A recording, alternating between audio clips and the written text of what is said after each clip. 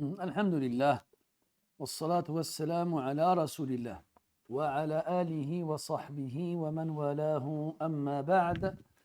Mes très chers frères, dans cette 12e journée du mois de Dhul Qa'dah de l'an 1446, c'est-à-dire le 10 mai 2025, nous nous réunissons pour notre lecture et étude du livre de Cheikh Abu Najah Moussa ibn Ahmad al-Hajjawi rahimahullah, livre intitulé Zadul Mustaqni' fi ikhtisar al-Muqni' dans le droit islamique selon l'école juridique d'Imam Ahmad ibn Hanbal al-Shaybani rahimahullah ta'ala.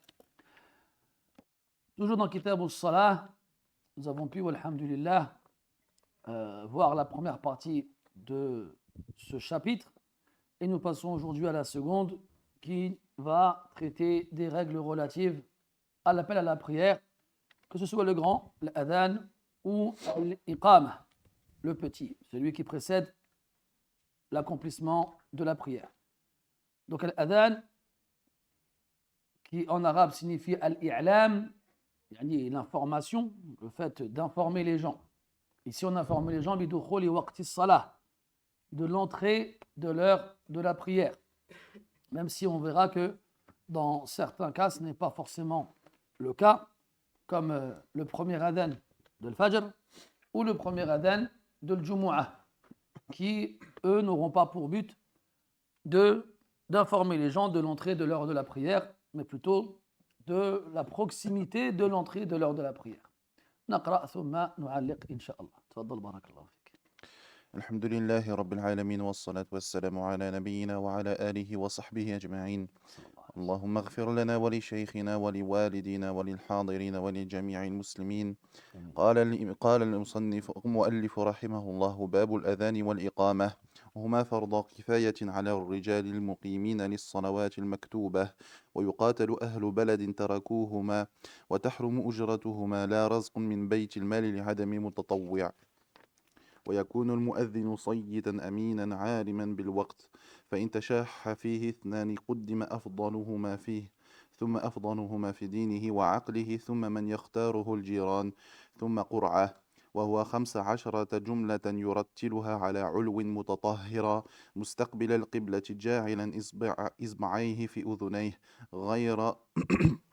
غير مستدير ملتفتا في الحي على يمينا وشمالا، قائلا بعدهما في أذان الصبح: الصلاة خير من النوم مرتين، وهي 11 يحضرها ويقيم من أذن في مكانه إن سهل، ولا يصح إلا مرتبا متواليا من عدل ولو ملحنا أو ملحونا، ويجزئ من مميز، ويبطلهما فصل كثير ويسير محرم، ولا يجزئ قبل الوقت إلا الفجر بعد نصف الليل، ويسن جلوسه بعد أذان المغرب يسيرا، ومن جمع أو قضى فوائت أذن للأولى ثم أقام لكل فريضة، ويسن لسامعه متابعته سرا وحوقلته في الحي عليه، وقوله بعد فراغه: اللهم رب هذه الدعوة التامة والصلاة القائمة آت محمدا الوسيلة والفضيلة وابعثه مقاما محمودا الذي وعدته. أحسنت بارك الله فيك. Donc bab al-adhan wal-iqama. Pourquoi l'auteur rahimahullah ta'ala il va traiter ce sujet-là? Comme on l'a dit, donc al-adhan huwa al-i'lam bi dukhul al-waqt. C'est le fait d'informer que l'heure de la prière est entrée. Et donc, comme on en a besoin pour savoir quand est-ce que l'heure de la prière commence, c'est donc pour cette raison-là que c'est le premier chapitre évoqué dans cette partie. قال هما فرض كفاية. هما donc الأذان والإقامة ضمير التثنية. Ils sont les deux, الأذان والإقامة فرض كفاية. Tous les deux sont une obligation à titre collectif. C'est-à-dire إذا قام به البعض سقط عن الآخرين. يعني lorsqu'une partie de la communauté s'en charge, son jugement donc s'annule pour les autres. وهذا من مستثنآت القاعدة لأن الأصل أن ما كان فرض كفاية إذا قام به البعض بقي بقي مستحبا على غيره خلافا للأذان. فإذا قام به البعض لا يكون مستحبا لغيره بل لا يكون مشروعا أصلا. Et quand on dit que c'est obligatoire à titre collectif, c'est une exception à la règle. Car dans la règle, lorsque quelque chose est obligatoire à titre collectif, donc lorsqu'une partie de la communauté s'en charge, ce n'est plus obligatoire pour le reste, mais ça reste légiféré. مثال ذلك الجنازة, comme la prière mortuaire. Donc est-ce qu'on va dire que si le minimum s'en charge, ce n'est plus légiféré pour les autres? Non, ce sera, plus il y en aura, mieux c'est. Mais al-adhan ou al-iqama, lorsque un s'en charge, eh bien, c'est plus légiféré pour les autres. Il n'y a pas quelqu'un qui va se lever et qui va faire l'adhan aussi en disant yustahab bina'an ala al-qa'ida. Là.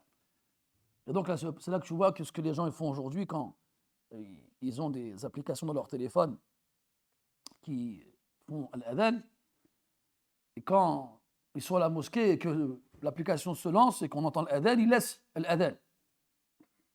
Mais je ne comprends pas. Personne ne va penser à se lever en même temps que le mu'adhin et faire l'adhan en même temps que lui. Ça viendra à l'esprit de personne. Donc pourquoi est-ce qu'ils laissent l'adhan dans leur téléphone? Ils pensent qu'il y a une sacralité à respecter et une interdiction à interdire ou une interdiction à interrompre l'adhan alors qu'il n'y a absolument rien de tout cela. Ala kulli hal. Qala huma farda kifayati. Et ce jugement, il est déduit d'un hadith, le hadith de Malik ibn al-Huwayrith radiyallahu anhu, sahih, قال فيه النبي صلى الله عليه وسلم إذا حضرت الصلاة فليؤذن لكم أحدكم. Donc lorsque c'est le moment de prier, que l'un d'entre vous fasse l'appel pour vous. قال فليؤذن لكم أحدكم. Et il a précisé ici que c'est l'un d'entre vous qui fait l'appel à la prière et pas l'ensemble des gens. قال على الرجال. على الرجال pour les hommes. Donc c'est obligatoire à titre collectif pour les hommes de faire l'adhan ou l'iqama. Ce qui exclut les femmes. Il n'est pas obligatoire pour les femmes de faire l'adhan ou l'iqama et ce n'est pas recommandé non plus. La fard wa la mustahab. لكن يباح لهن ذلك. Mais dans le madhab, il est toléré pour la femme de faire l'adhan ou l'iqama. Et quand on dit toléré, c'est bisharti al-amni min al-fitna. C'est à condition qu'on soit à l'abri d'une tentation. Dans le sens où la yanbaghi an yusma'a sawtu man aradat al-adhan.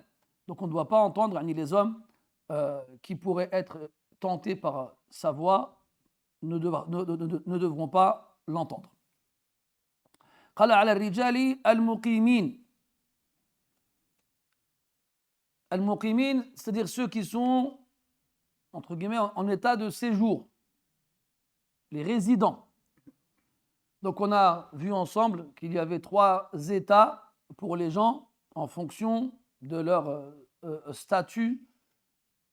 Soit ils sont mustawtin, donc ils sont résidents à part entière de façon définitive, soit ils sont muqimin, résidents temporairement, c'est-à-dire 4 jours ou plus, soit ils sont musafirin, soit ils sont en voyage. Et quand on dit qu'ils sont en voyage, ça inclut 3 choses.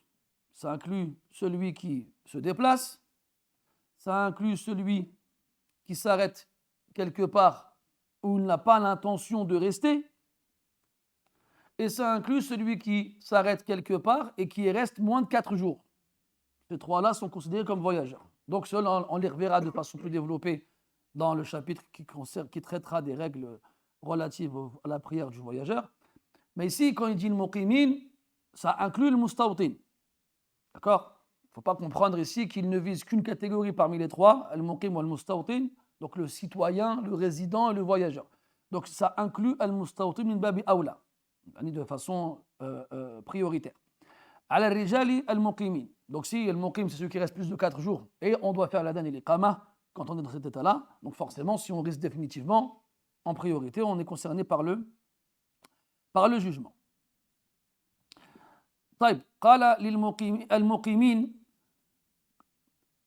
للصلوات الخمس dans la nusra qu'il a lu Zayd Ilyas, il n'y a pas al-khams al-maktuba lis-salawati al-maktuba pour les prières obligatoires. Et justement dans les shuruh ils nous disent que cette description des prières concernées par ce jugement comme étant al-maktuba est meilleure que de dire al-khams, les 5. Pourquoi? Pour y inclure la prière du vendredi, qui elle est une prière donc yarhamukallah, obligatoire sans qu'elle ne fasse partie des 5 prières quotidiennes. On l'a une fois dans la semaine, contrairement aux autres prières qu'on a 5 fois tous les jours.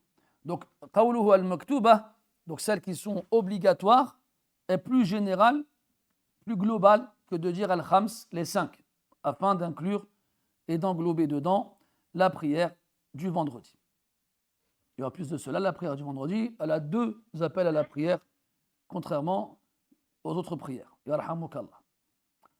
قال يقاتل أهل بلد تركوهما. يقاتل, on combattra. Quand on a يقاتل ici, c'est mabni lima lam yusamma fa'iluhu, c'est conjugué à la voix passive pour qu'on sache que ce n'est pas n'importe qui ira déclarer la guerre aux habitants d'une ville qui ne font pas al-adhan ou al-iqama. Mais bien sûr, ça c'est aïd ila wali al-amr. Ça revient bien entendu à l'autorité. جاء في الحديث أن النبي صلى الله عليه وسلم لما أراد أن يغير على بلد بيته حتى يسمع الأذان فإن سمعه تركهم وإن لم يسمعهم أغار عليهم. Il a été rapporté dans le hadith que le prophète, alayhi salatu wasallam, quand il voulait attaquer une ville ou une contrée ou un village, il attendait al-fajr. Il attendait al-fajr. Si il entendait l'adhan, alors il les laissait. Et s'il ne l'entendait pas, alors il les attaquait.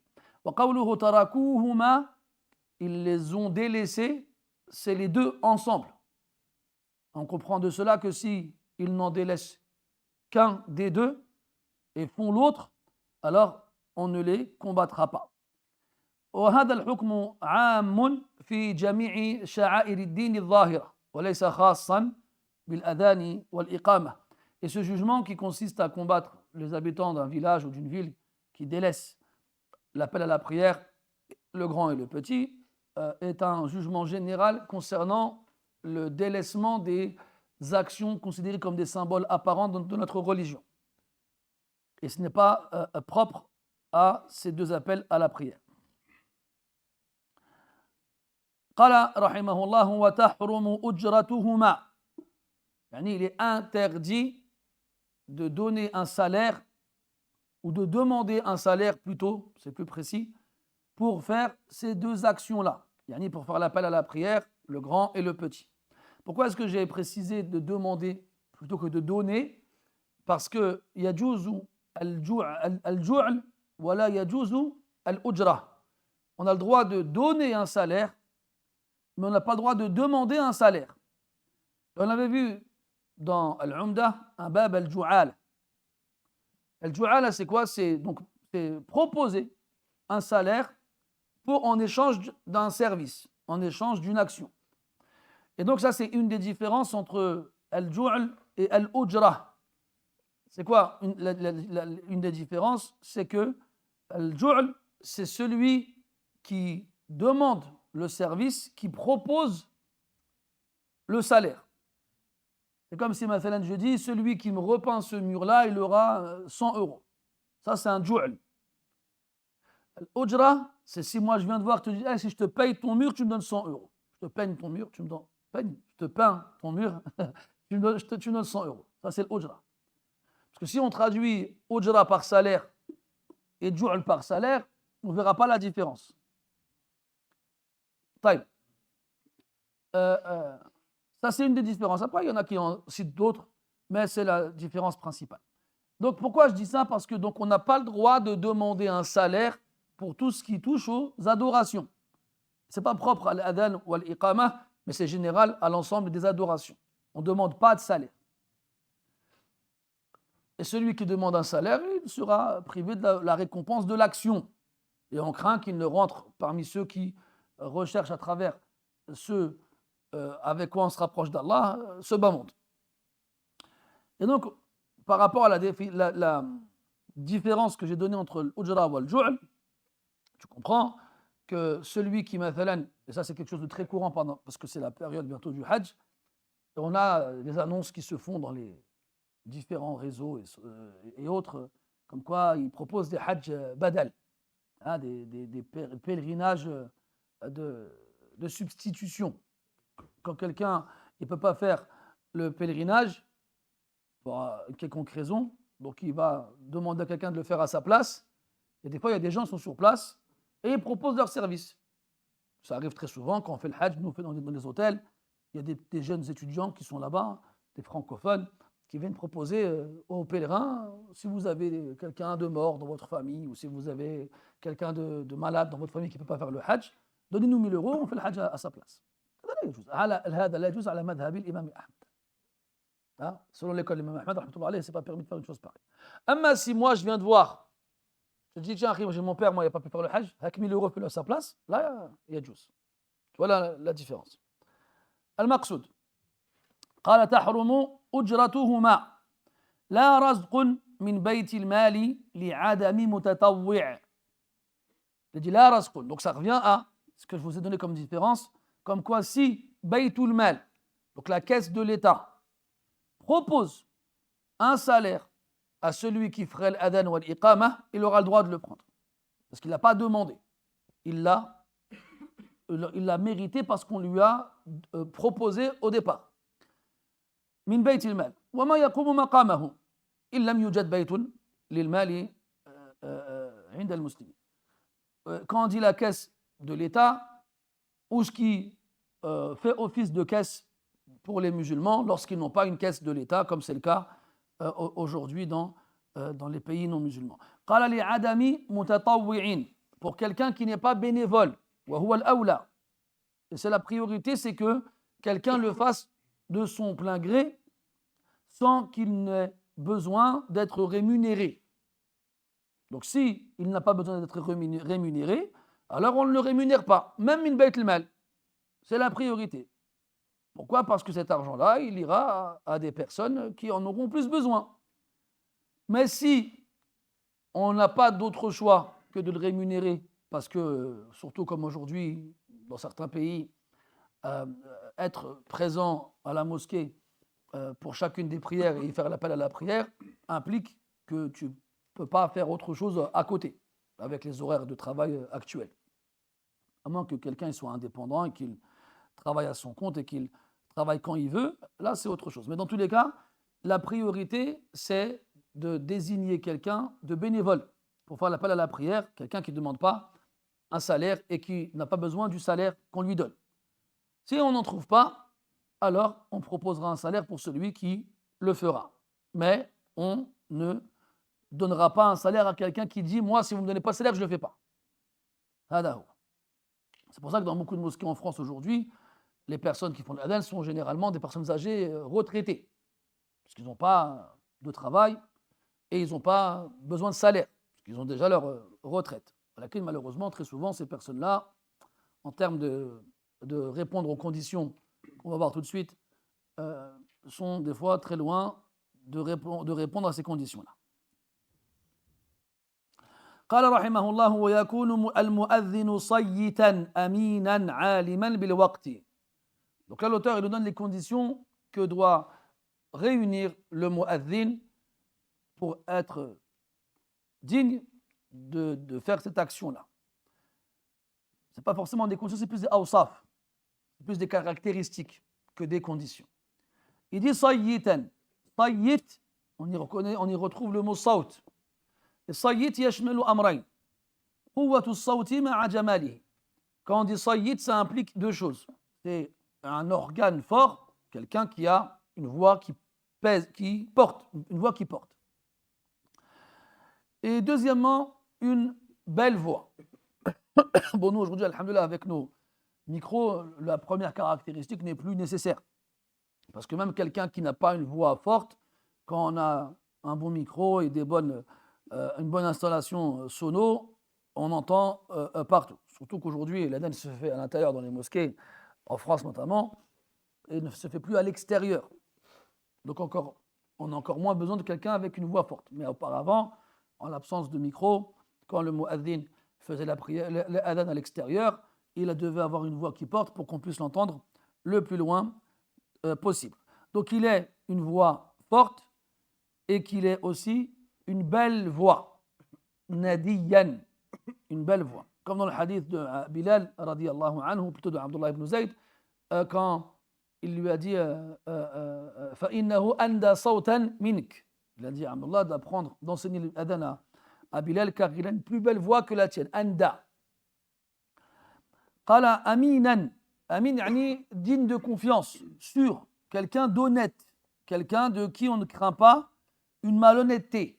Et ça, on y reviendra par la suite quand on verra la condition qui est al-adl, qu'il soit juste, qu'il soit fiable.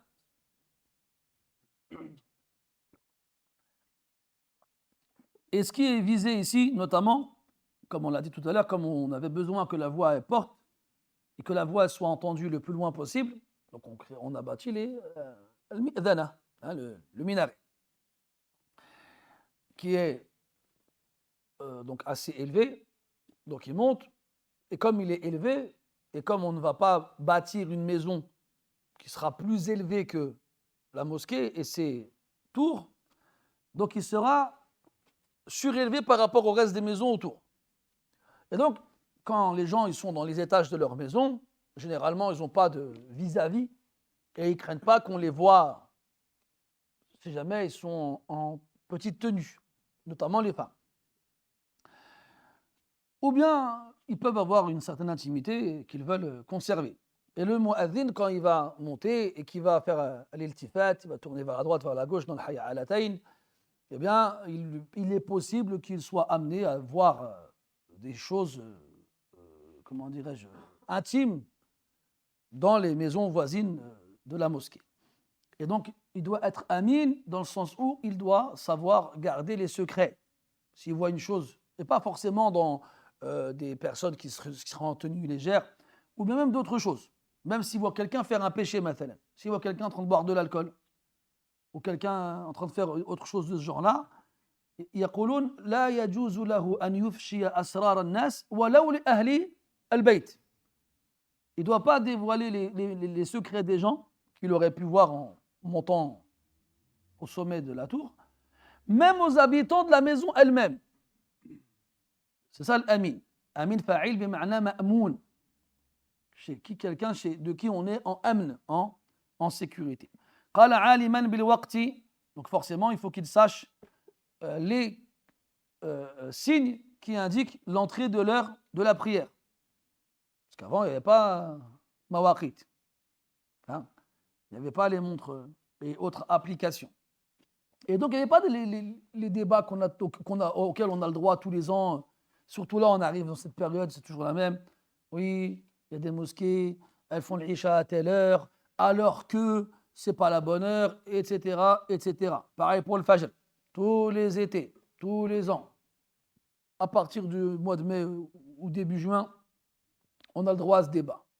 On nous parle des degrés, le 15e degré et le 12e degré. C'est quoi l'autre? Le 18e degré, etc. Tous les ans, on a le droit à ça. Avant, il n'y avait pas ça. Si vous aviez, je pense parmi vous, il y en a qui ont vécu cette expérience-là dans les pays musulmans, demande aux gens, c'est à quelle heure la prière? Ils ne savent pas. Ce n'est pas un souci pour eux. Ils attendent l'adhan. Ils attendent l'adhan. Les gens n'ont pas cette préoccupation. Ils ont quelqu'un qui s'en occupe. Et même, encore une fois, quand tu vis dans un pays musulman, dans la même ville, tu constates des fois qu'il y a un décalage entre l'adhan. Il y a une mosquée qui va commencer l'adhan, même des fois, elle va le finir, et il y a une autre mosquée qui va commencer. Il y a un décalage de quelques minutes entre les mosquées de la même ville. Et les gens, ça ne les dérange pas. Ils ne sont pas en train de se faire la guerre parce qu'il y en a un, il a commencé le fajr avant l'autre, l'autre, il a fait le maghrib, l'isha après l'autre. Personne ne se prend la tête là-dessus. Et comme on le verra par la suite, Inch'Allah, quand on rentrera dans les conditions de la prière, notamment l'entrée de l'heure, on verra qu'il y a le mujtahid et le muqallid. Wal-amr fi ghayati as-suhula. C'est quelque chose de simple. Et ils sont venus nous compliquer la tâche avec leur degré là. Bref. Al-muhim. Aliman bidukhul al-waqt. طيب, est-ce que s'il ne les connaît pas, mais qu'on l'informe de l'entrée de cette heure-là, يجزي أو لا يجزي? الجواب يجزي. يعني le hadith avec Abdullah ibn Maktoum radiyallahu anhu qui était aveugle et qui ne savait pas quand est-ce que la prière commençait. C'est les gens qui lui disaient. Donc même s'il ne le sait pas, si quelqu'un d'autre lui dit, c'est la même chose. Et donc si quelqu'un aujourd'hui se base sur les applications, haraj, la base, c'est pas grave. Et ça revient à ce qu'on lui dise que la prière est entrée. Et encore une fois, si toi tu suis une application et que dans la mosquée où tu pries, l'horaire de la prière est différent de celui de l'application que tu suis, ben c'est la mosquée qui aura la priorité, pas ton application. Et ça, on a souvent on a ce problème-là pour Siyam. Donc toi, tu vas suivre un horaire, tu arrives à la mosquée, c'est pas encore Al-Fajr. Tu vois les gens, ils boivent de l'eau, ils mangent. Et là, les gens se posent des questions, qu'est-ce que je fais? Est-ce que je me base sur mon application ou sur la mosquée où je prie? Sur la mosquée où tu pries. قال فإن تشاح فيه اثنان قدم أفضلهما فيه. تشاح أي اختصم. Si deux personnes se disputent al-adhan فيهما أو فيه, قال فيه parce qu'il va dire après que الذي يؤذن هو الذي يقيم. Donc il a dit فيه dans l'adhan, dans l'appel à la prière principal. Si deux personnes se disputent l'appel à la prière, c'est une chose qui est répandue. Les gens veulent faire l'adhan, mais ils ne veulent pas faire l'imam. يتدافعون الإمامة وهذا من علامات الساعة. Les gens, ils se rejettent la tâche de l'imam. Ils ne veulent pas le faire. Par contre, l'adhan, ils veulent tous le faire. Tous.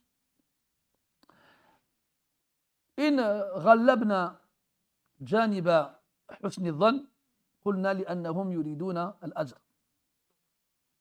وإن غلبنا جانب سوء الظن قلنا لأن بعضهم يريد أن يسمع الناس جمال صوته أو ما شبه ذلك.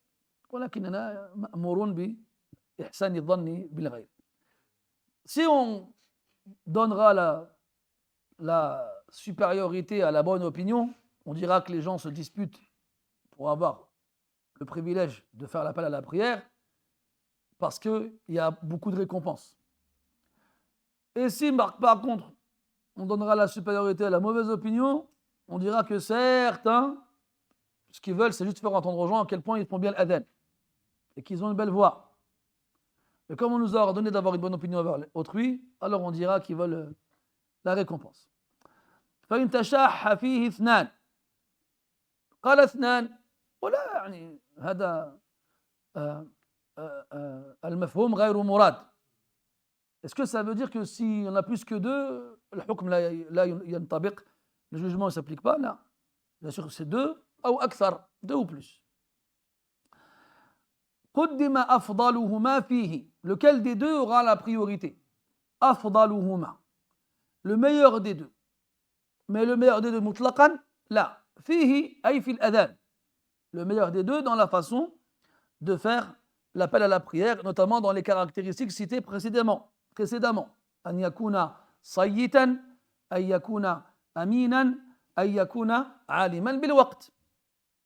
Donc si on a deux personnes qui se disputent l'appel à la prière, on les mettra face à ces trois caractéristiques-là.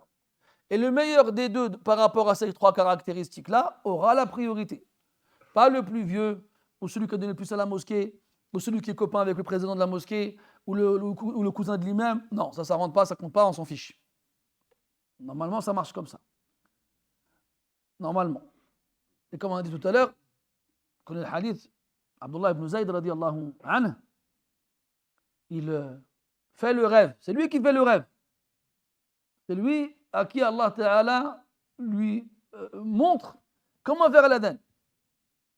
Puis après, il va voir le prophète sallallahu alayhi wa sallam, il lui raconte le rêve. Et après, tu lui dis, ça c'est un rêve véridique. il dit va voir Bilal et apprends-lui l'adhan car il a une meilleure voix que la tienne.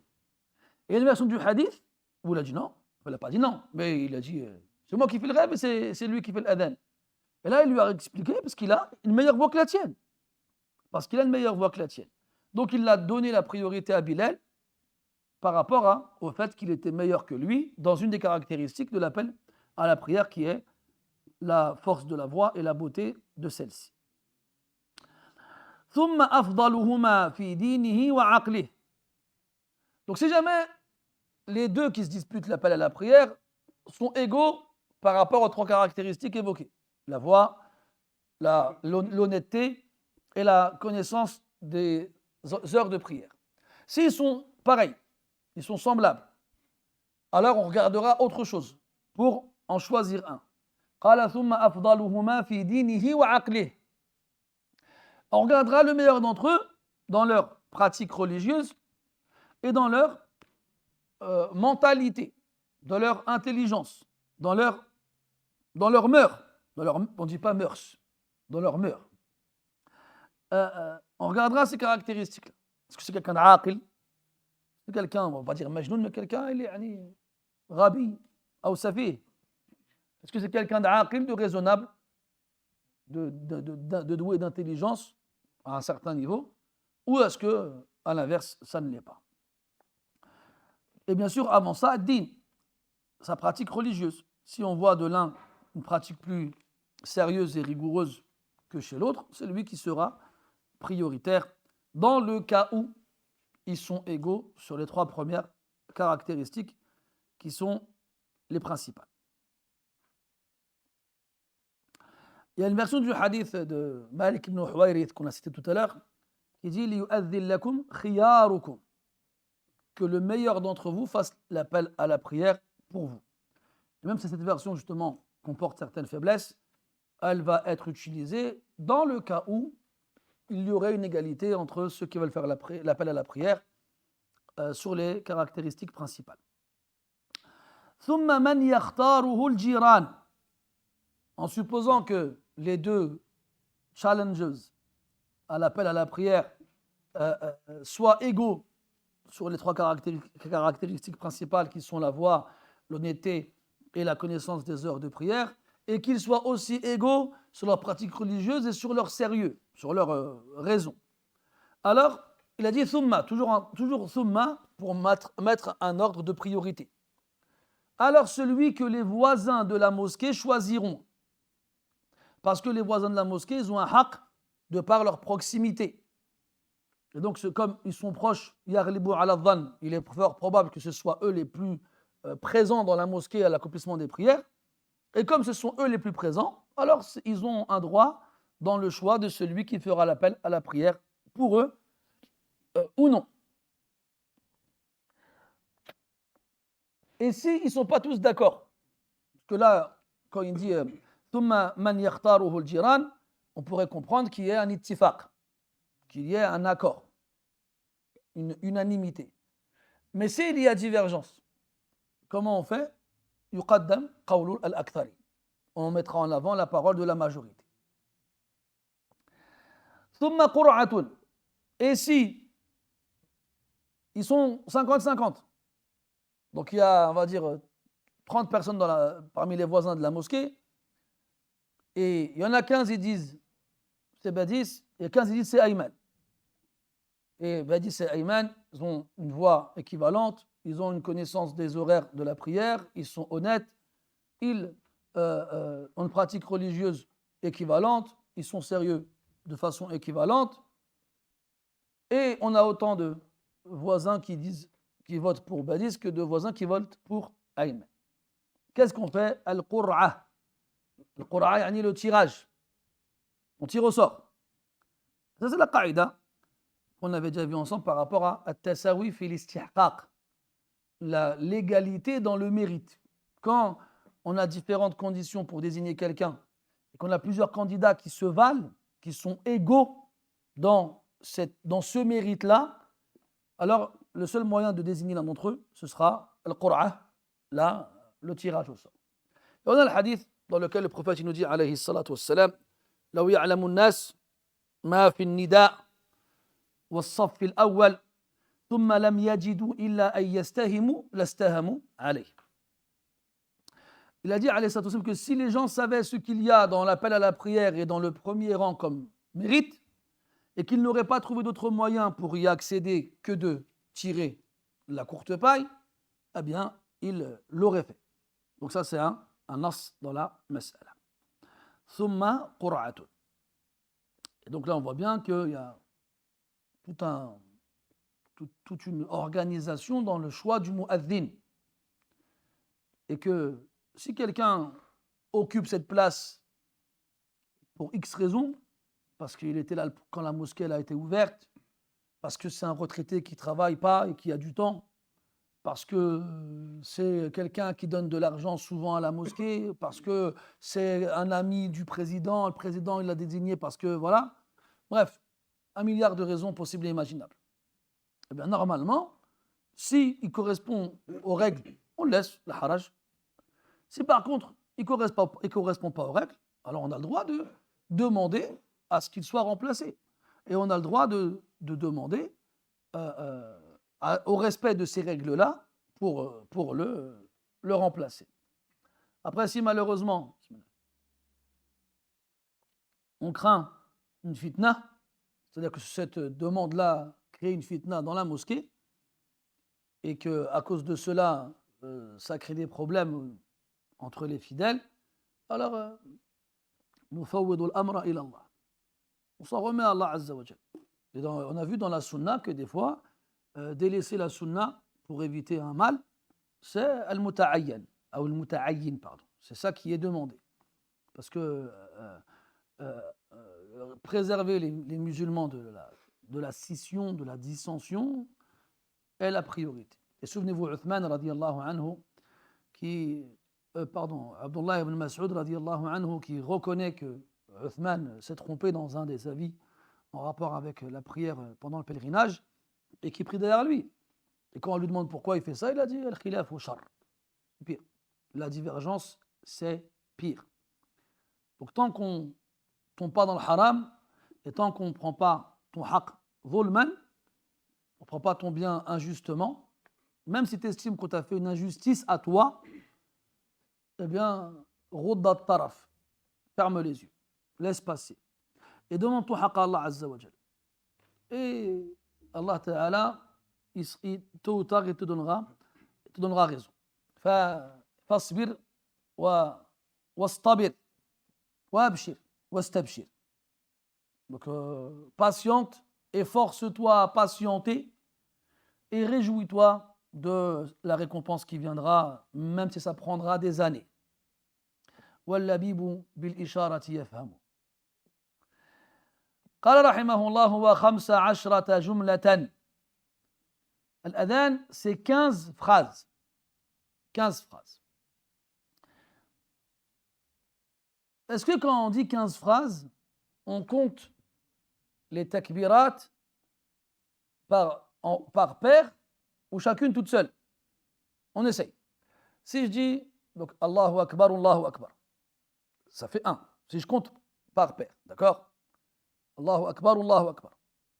2. Ashhadu an la ilaha illallah. Ashhadu an la ilaha illallah. Ashhadu anna Muhammadan Rasulullah. Ashhadu anna Muhammadan Rasulullah. Sallallahu alayhi wa sallam. Hayya ala salah. Hayya ala salah. Hayya ala al-falah. Hayya ala al-falah. Allahu Akbar. La ilaha illallah. Ça fait combien? 12. Qui c'est qui a dit 13 là? Il a dit 15. On comprend en fait que chaque takbir compte pour une phrase. Et par rapport à ça, est-ce que dans le madhab, le mashhour, quand on fait l'adhan, c'est de faire le fasl bayna takbiratayn ou bien le wasl?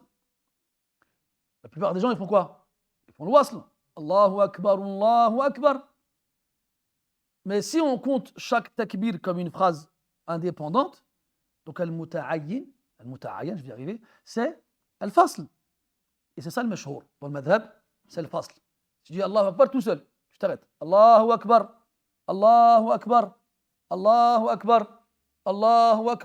Ashhadu an la ilaha illallah. Dans le madhab, c'est ça comment dirais-je, c'est comme ça qu'il faut faire. Et c'est une riwaya dans le madhab. Et aussi, quand on dit 15 phrases, c'est aussi une des formes de l'adhan. Car on sait que dans l'adhan, il y a soit une riwaya avec 4 takbirat au départ, et une riwaya avec 2 takbirat, donc takbiratayn. Et on a une riwaya avec tarji' et une riwaya sans tarji'. C'est quoi tarji'? C'est quand on va dire ash-shahadatayn bi sawtin munkhafid qabla at-talaffuz bihima bi sawtin murtafi'. Donc quand on va le dire à voix basse, ashhadu an la ilaha illallah, ashhadu an la ilaha illallah, ashhadu anna muhammadan rasulullah, ashhadu anna muhammadan rasulullah. Et là tu vas les répéter. Ashhadu an la ilaha illallah, ila akhir. Comme dans le madhab de l'imam Malik rahmatullah alayh.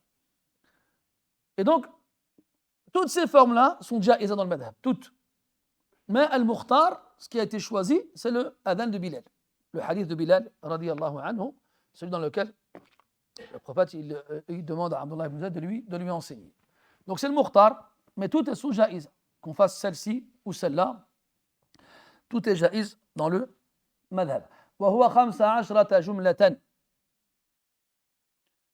قال على علو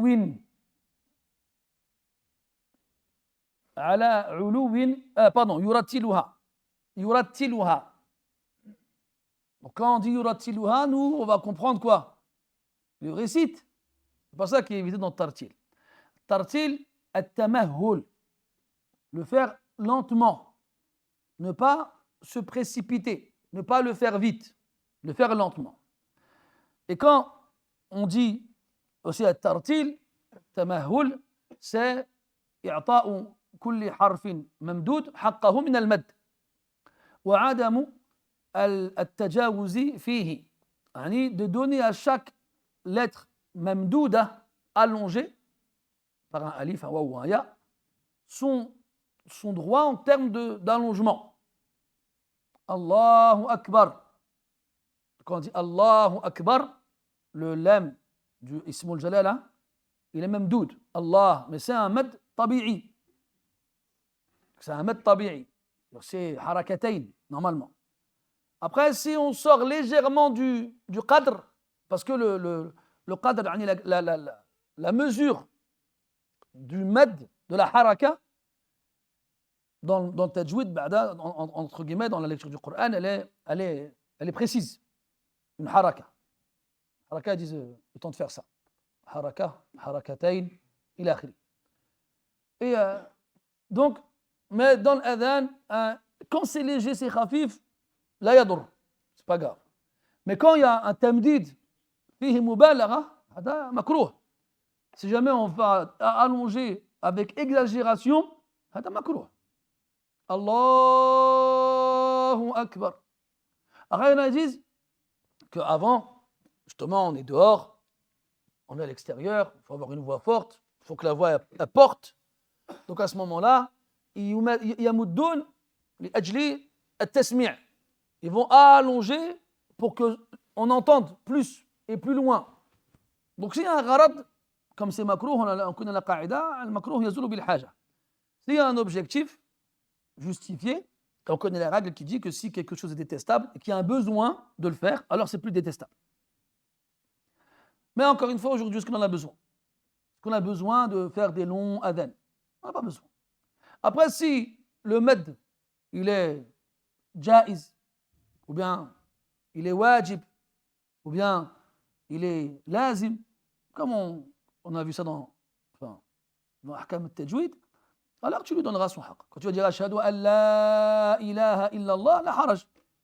Pareil, quand tu vas t'arrêter sur al-arid lis-sukun, Ashhadu an la ilaha illallah. Est-ce que je peux aller au-delà de harakatayn? Oui, parce que je m'arrête dessus. Mais par exemple, et ça, c'est des fois, on tombe dans ce qu'on va voir après, al-lahm, dans l'erreur. Comme par exemple celui qui fait l'année qui va dire Hayya ala salat, il va dire Hayya. C'est khata ça. Il n'y a pas d'alif dans Hayya. Hayya ala salat. C'est pas Hayya ala salat. Là, c'est khata. Donc des fois, tu peux vouloir allonger les harakats et tomber dans al-lahm, tomber dans l'erreur grammaticale. Et très souvent, malheureusement, même hatta, on tombe dans l'erreur qui change le sens, comme on va voir par la suite. Donc il a dit yuratiluha. À la base de tartil, ça vient de qawluhum famun ratil.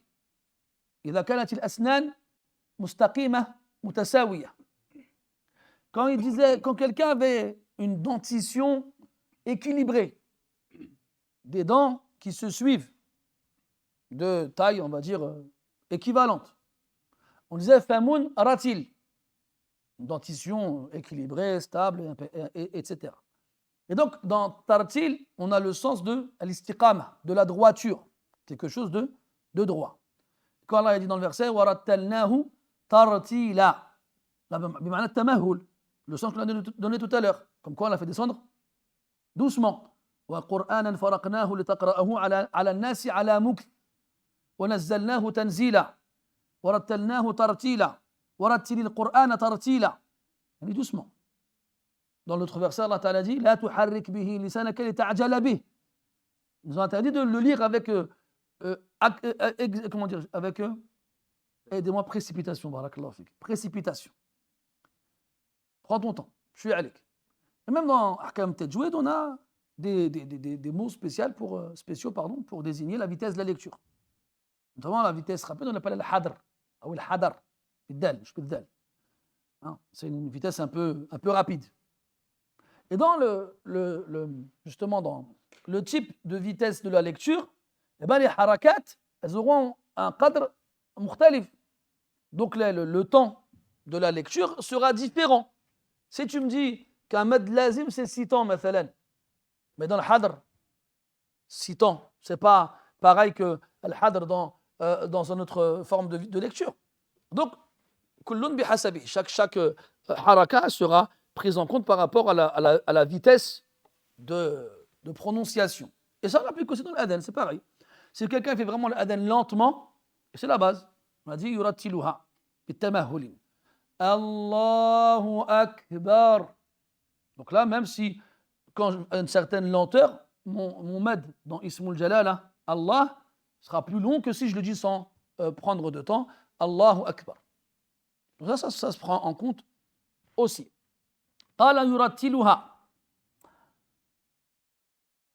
نعم على علو أي على مكان مرتفع, de préférence à un endroit surélevé.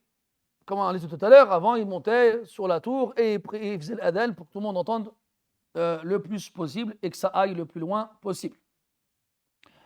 Mais maintenant, aujourd'hui, avec ça, kafallahu al-mu'minin al-qital. Allah nous a dispensé du combat. Walhamdulillah. Wa amma bi ni'mati rabbika fahaddith. Vous savez, subhanallah, quand ils ont commencé à installer l'électricité en Arabie, il y avait des chouyours qui ont dit on n'en veut pas. Ça vient des koufars et on n'en a pas besoin. On fait l'adhan, pas besoin de micro. Et Cheikh Saadi, rahimahullah, il a dit non. C'est une wasila, moufida, ça aide. Et tant que ça aide, alhamdulillah, et que ce n'est pas contraire à nos principes, il n'y a pas de mal à prendre ce qui vient des autres, même si ce n'est pas des musulmans. Et donc à ce moment-là, quand il a été le premier à accepter le micro, eh bien, il y a des chouïrs carrément lui ont fait. Il n'était pas content. C'est quoi ça? C'est pour qui lui? Il n'est pas comme nous. Mise en garde. Tu vois, nous, aujourd'hui, ça nous fait rire. Parce que pour nous, c'est banal, ça. Ça fait partie de notre quotidien. Mais avant, c'était un sabab de tahdid. Tout comme aujourd'hui, moi, personnellement, quand j'entends les causes de mise en garde aujourd'hui, ça me fait rire. Parce que j'en ai connu, moi, des causes de mise en garde il y a 25 ans. C'était pas du tout la même chose. Ça n'a rien à voir. Et vous verrez, bidnillah ta'ala, si Allah il nous prête longue vie et qu'on est encore éprouvé par ces gens-là dans 25 ans, eh bien quand vous entendrez quand j'entends ce qui se passe aujourd'hui, j'imagine même pas ce qui se passera dans 25 ans. Qu'est-ce qu'ils choisiront pour mettre en garde. Regarde, par exemple, à l'époque de l'imam al-Bukhari, rahimahullah, regarde comment ils sont partis avec, comment dirais-je, perfidie et vice. Ils lui ont dit ماذا تقول في القرآن. Il leur a dit le Coran, kalamullah, غير مخلوق. Ils lui ont dit واللفظ. Il lui a dit السؤال. Il a dit quoi? Il a dit امتحان الناس بدعة. Ils lui ont dit qu'est-ce que tu dis al-lafz? Est-ce qu'il est makhlouq ou pas? Il n'a pas voulu répondre. Il a dit le fait de tester les gens, c'est une bid'a. Et alors ils sont partis. Ils ont dit quoi? Il a dit lafzi bil Qur'an makhlouq. L'imam Ahmad il a dit celui qui dit lafzi bil Qur'an makhlouq, c'est un mubtadi'. Donc Al-Bukhari c'est un mubtadi'. Ils l'ont pris, ils sont partis le diffuser, le répandre. Il ne s'est pas pris la tête. Il a pris un livre, il a écrit un livre pour répondre. Khalqu af'al al-ibad. Il a écrit un livre pour répondre. Il a dit, dites ce que vous voulez. Moi, je sais ce que j'ai voulu dire et ce que j'ai dit. Et voilà. Mais aujourd'hui, personne ne va te poser des questions sur al-lafd ou al-fadl. Ils ne savent pas c'est quoi ces trucs-là. Va voir toi ceux qui font des vidéos mises en garde. Demande, pose-leur la même question. Dis-lui, Mada taqulu fil lafd. Il dit, hein, quoi? Qui? Si tu as un peu de chance, il va te dire al-kalam huwa al-lafd al-mufid ou al-murakkab bil wada'. Bref, tout ça pour dire que c'est lamentable. C'est vraiment lamentable.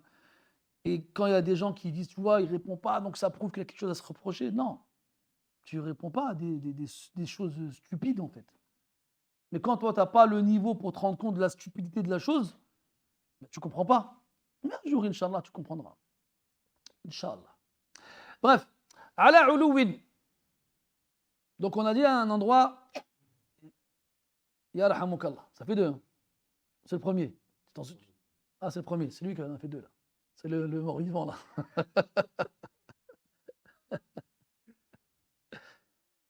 طيب. On a dit ala ulou, si jamais il n'y a pas de moyens qui vont véhiculer le son, comme les micros, alors il est préférable de monter. Maintenant, est-ce que quelqu'un il va faire ça alors qu'il y a des micros? Il n'y a pas d'intérêt de monter, par exemple, imaginons, je monte au premier pour faire la danse alors qu'il y a un micro. C'est inutile. Ça rentre dans yathbutu taba'an ma la yathbutu istiqlalan. Et aussi, ça rentre dans ça rentre dans quoi? Al-wasa'il, non pas ça. Al-hukm yaduru ma'a illati. Donc si la cause qui justifie le jugement, tu l'accomplis. Mais si cette cause-là elle est absente, tu n'as plus besoin de le faire. Ala uluwin mutatahhiran, en ayant fait les ablutions. Et là, bien entendu, c'est ala sabil al-istihbab. Ala sabil al-istihbab. Yani c'est recommandé d'avoir les ablutions. Et quand on dit mutatahhiran, yashmalu at-taharatayn. Yani ça inclut les deux tahara, al-kubra wa al-sughra. Comme ça inclut aussi izalatun najasa, l'absence d'impureté. Donc il est préférable et meilleur d'avoir les ablutions, de ne pas être en janaba, d'avoir les ablutions et de ne pas avoir sur soi la moindre trace d'impureté. Et les ulama, ils ont dit qu'il était donc détestable. Il était toléré de faire les ablutions, on va arriver de faire la danse sans avoir les ablutions. C'est toléré. Par contre, l'iqama, c'est makrouh. De le faire sans les ablutions, parce que le temps que tu fasses l'iqama, que tu ailles faire les ablutions, et que tu arrives, tu peux avoir raté la prière, ou tu peux avoir raté une partie de la prière. Mais si jamais c'est fait في عدم حال الطهارة فيصح مع الكراهة. Ce sera valide même si c'est détestable. قال مستقبل القبلة, dans la direction de la qibla, de la direction de la Kaaba. Ça c'est général dans les adorations. On avait vu ensemble que c'est mustahab. Bismillah. Qu'il est mustahab de façon générale dans les adorations de faire face à la qibla. قال جاعلا أصبعيه في أذنيه, en mettant ses deux doigts dans ses oreilles. Et quand on dit ses deux doigts, il fait référence à sabbabatan ou sabbahatan, les index, les deux index comme ça. D'accord? Pas comme certains ils font comme ça, ou bien quelqu'un, c'est des gens ils bouchent leurs oreilles comme ça, non. C'est en mettant les doigts comme ça, les deux index dans les oreilles.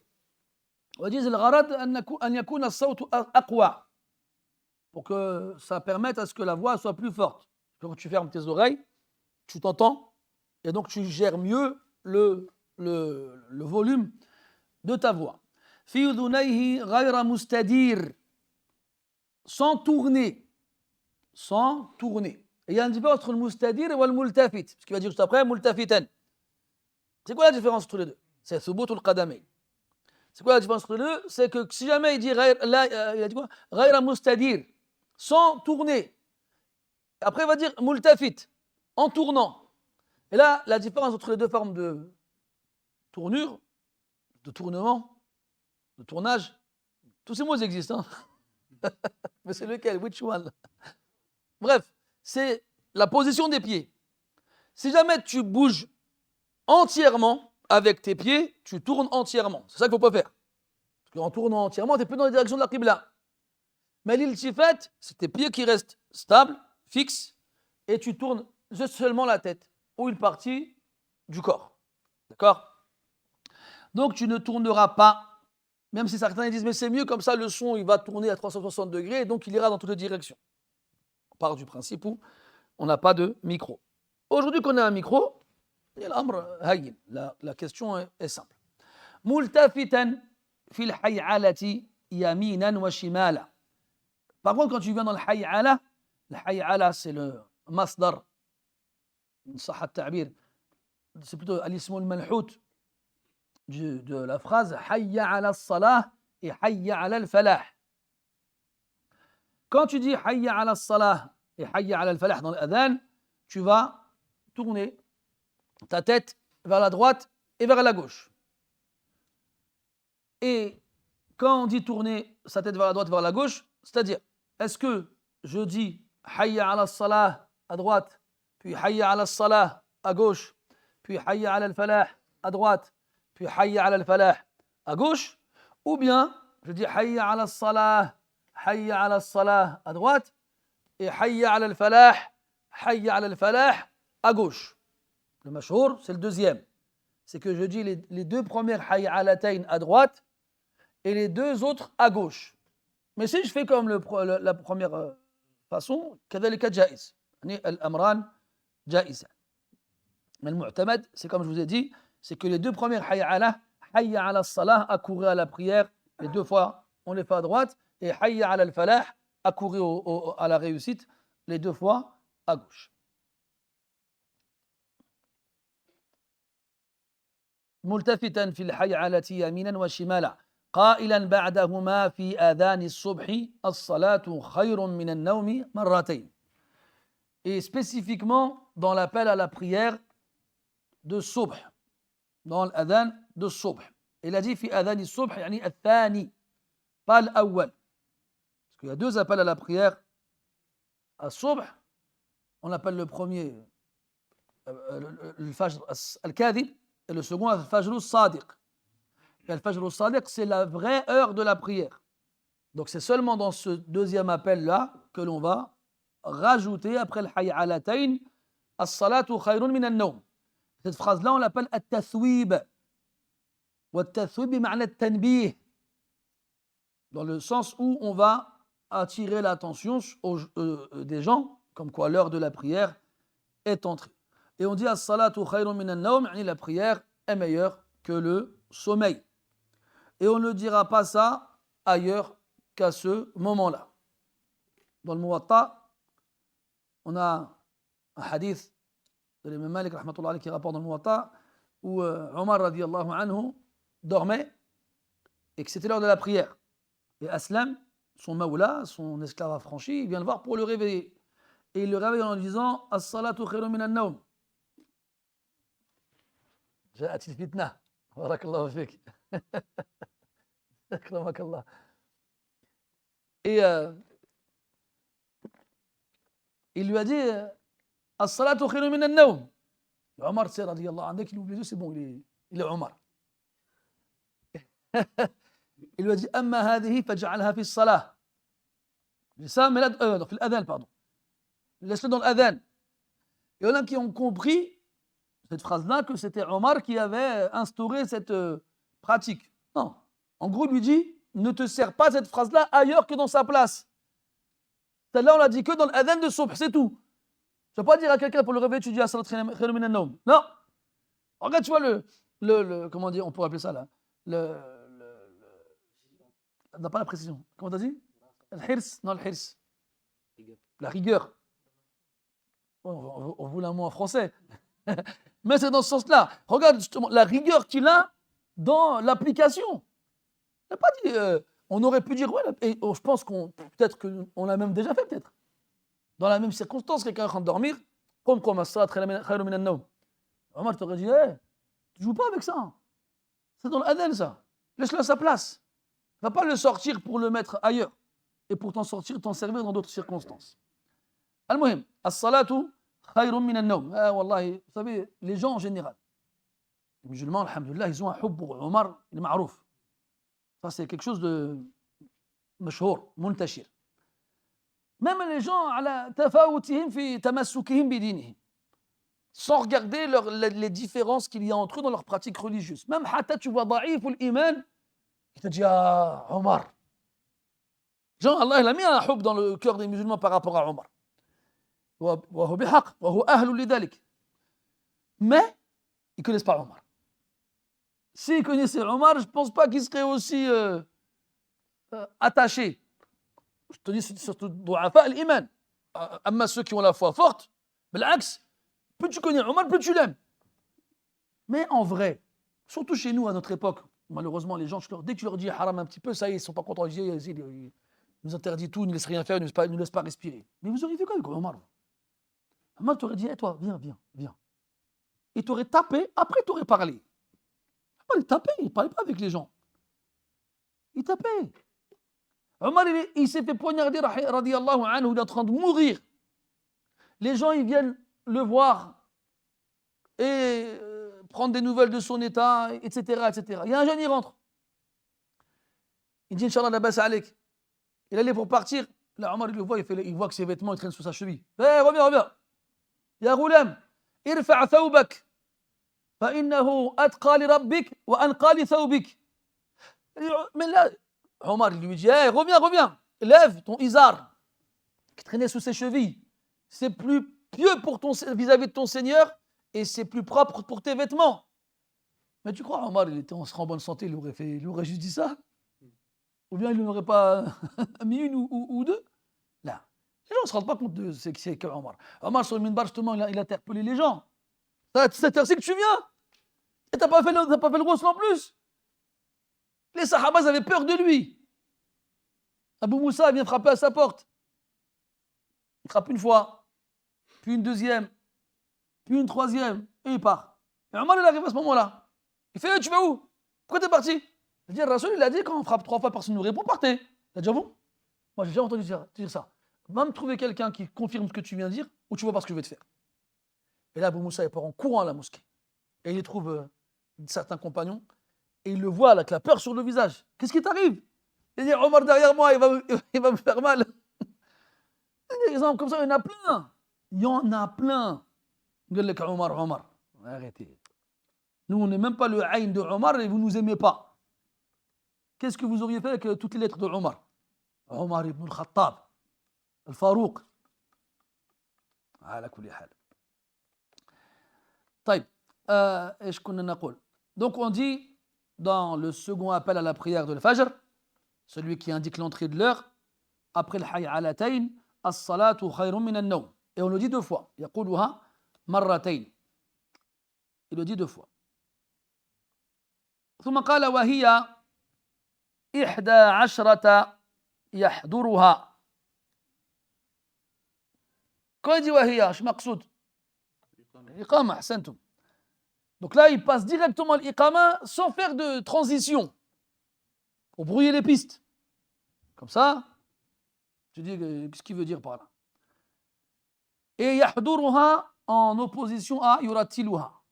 Donc l'adhan, il le fait lentement, il articule, etc. Et l'iqama, il le fait vite, il le fait rapidement. Il y a un hadith في صحته مقال على كل حال يحتج به في هذا المقام. قال إذا أذنت فترسل وإذا أقمت فاحذر. Quand tu fais l'adhan, prends ton temps. Et quand tu fais l'iqama, accélère. Et l'iqama, c'est 11 phrases. على الترتيب السابق. Comme on l'a vu précédemment avec l'ordre. C'est-à-dire qu'on prend en compte chaque takbira à part. Allahu Akbar, Allahu Akbar, Ashhadu an la ilaha illallah, Ashhadu anna Muhammadan Rasulullah, Hayya ala as-salah, Hayya ala al-falah, Qad qamati as-salah, Qad qamati as-salah, Allahu Akbar, Allahu Akbar, La ilaha illallah. 11 phrases, en prenant chaque takbir à part.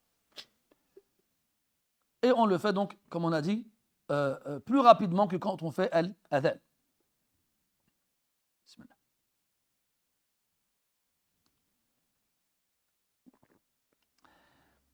ويقيم من أذن في مكانه. Donc celui qui fait al-adhan, c'est celui qui fait al-iqama, c'est l'asl. La base, c'est que celui qui fait al-adhan est celui qui fait al-iqama. هذا هو الأصل. Et l'asl aussi, c'est qu'il le fait à l'endroit où il a fait al-adhan. Il ne change pas de place.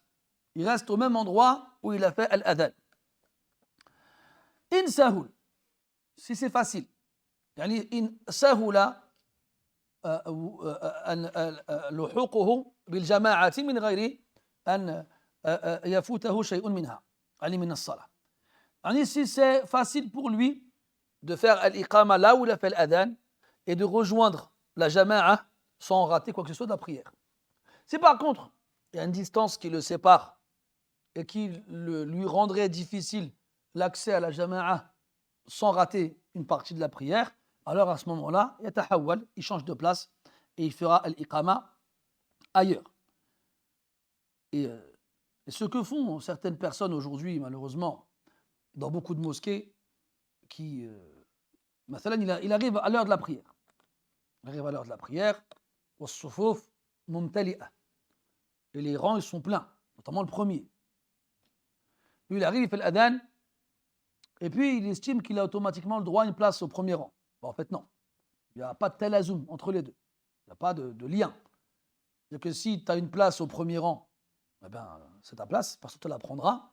Mais si tu estimes que parce que tu as fait l'adhan, tu as le droit à une place systématiquement au premier rang, ben non, tu n'as rien qui te donne ce droit-là. Si les gens, min indi anfusihim, d'eux-mêmes, ils te font de la place, alors, hani allak, tant mieux pour toi. Si par contre il n'y a pas de place, retourne derrière. Ou va derrière. Va leur dire ça à toi aujourd'hui. Tu vois cette tyrannie qu'on subit dans les mosquées depuis des années. Hein. Et là, ce serait quelque chose de récent. C'est loin d'être le cas. C'est loin d'être le cas. Ça fait des années que, malheureusement, surtout les jeunes, principalement, ça fait des années qu'ils ont subi la tyrannie des anciens dans beaucoup de mosquées. Et qu'est-ce que tu veux faire? Moi, j'ai toujours dit, répétez les frères.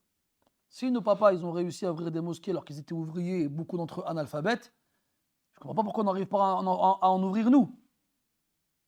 Mais ça demande des efforts et des investissements. Et ça, c'est ça qui nous fait défaut. C'est que nous, les jeunes, on n'est pas contents quand les mosquées ne tournent pas bien. Mais quand il faut en faire une, il n'y a plus personne. On a déjà essayé, nous, de faire ça. Et bien, à chaque fois, cette motivation, elle a duré un peu et elle s'est évaporée très rapidement par la suite. Parce qu'en fait, nous, on n'aime pas les obstacles. Dès qu'on te dit oui, le maire il veut pas, ou bien on n'arrive pas à trouver un local, ou bien il faut trouver de l'argent, on dit oh flemme. Le résultat, on retourne à la mosquée. Pourtant, dans combien de cités, mes frères, les premières mosquées c'était des caves? Dans combien de cités? Dans plein de cités, c'était des caves. Dans plein de cités, c'était une salle dans le foyer. Dans plein de cités. Ça a commencé comme ça, chouïa, c'est passé autre chose. Alors, qu'est-ce qui nous empêche de faire... En plus, c'est des choses simples, en vrai. À la base, par exemple, les locaux associatifs. Ben, moi, je connais des frères, ils ont créé des associations d'aide aux devoirs. On leur a donné un local dans la cité. Et ils aidaient les enfants de la cité à faire leurs devoirs. Et ils avaient leurs locaux à eux. Personne ne t'en met de la main, mon frère. Personne. Ça, c'est un début. Ça peut commencer comme ça. Je suis après, ça avance, ça évolue. Mais non. Comme d'habitude, on se plaint et on ne fait rien. Ou bien, fais comme les vieux. Qu'est-ce qui fait que les vieux, ils ont le plein pouvoir à la mosquée? C'est quoi ton avis, Mohamed? Pas forcément. C'est quoi ton avis, Les? Hein? Tout le temps là? Pas forcément. C'est quoi ton avis, chef? Mehmet, ton avis, c'est quoi? Et ils ont mis de l'argent. Ils donnent tous les mois. Tous les mois, ils donnent de l'argent. Et là, quand les responsables le savent, ils ne peuvent pas parler. Même si c'est un jabbar, même si quelqu'un a un mauvais comportement, c'est quelqu'un de méchant, les gens ne l'aiment pas, ils ne parlent pas. Tous les mois, ils donnent un billet. Des bons billets. Donc à la mosquée, si tu veux faire ta place, tu as deux techniques. La technique du riche, tu lui donnes l'argent tous les mois. La technique du pauvre, tu fais le ménage tous les jours. Bon, tu prendras du galon plus rapidement avec la première.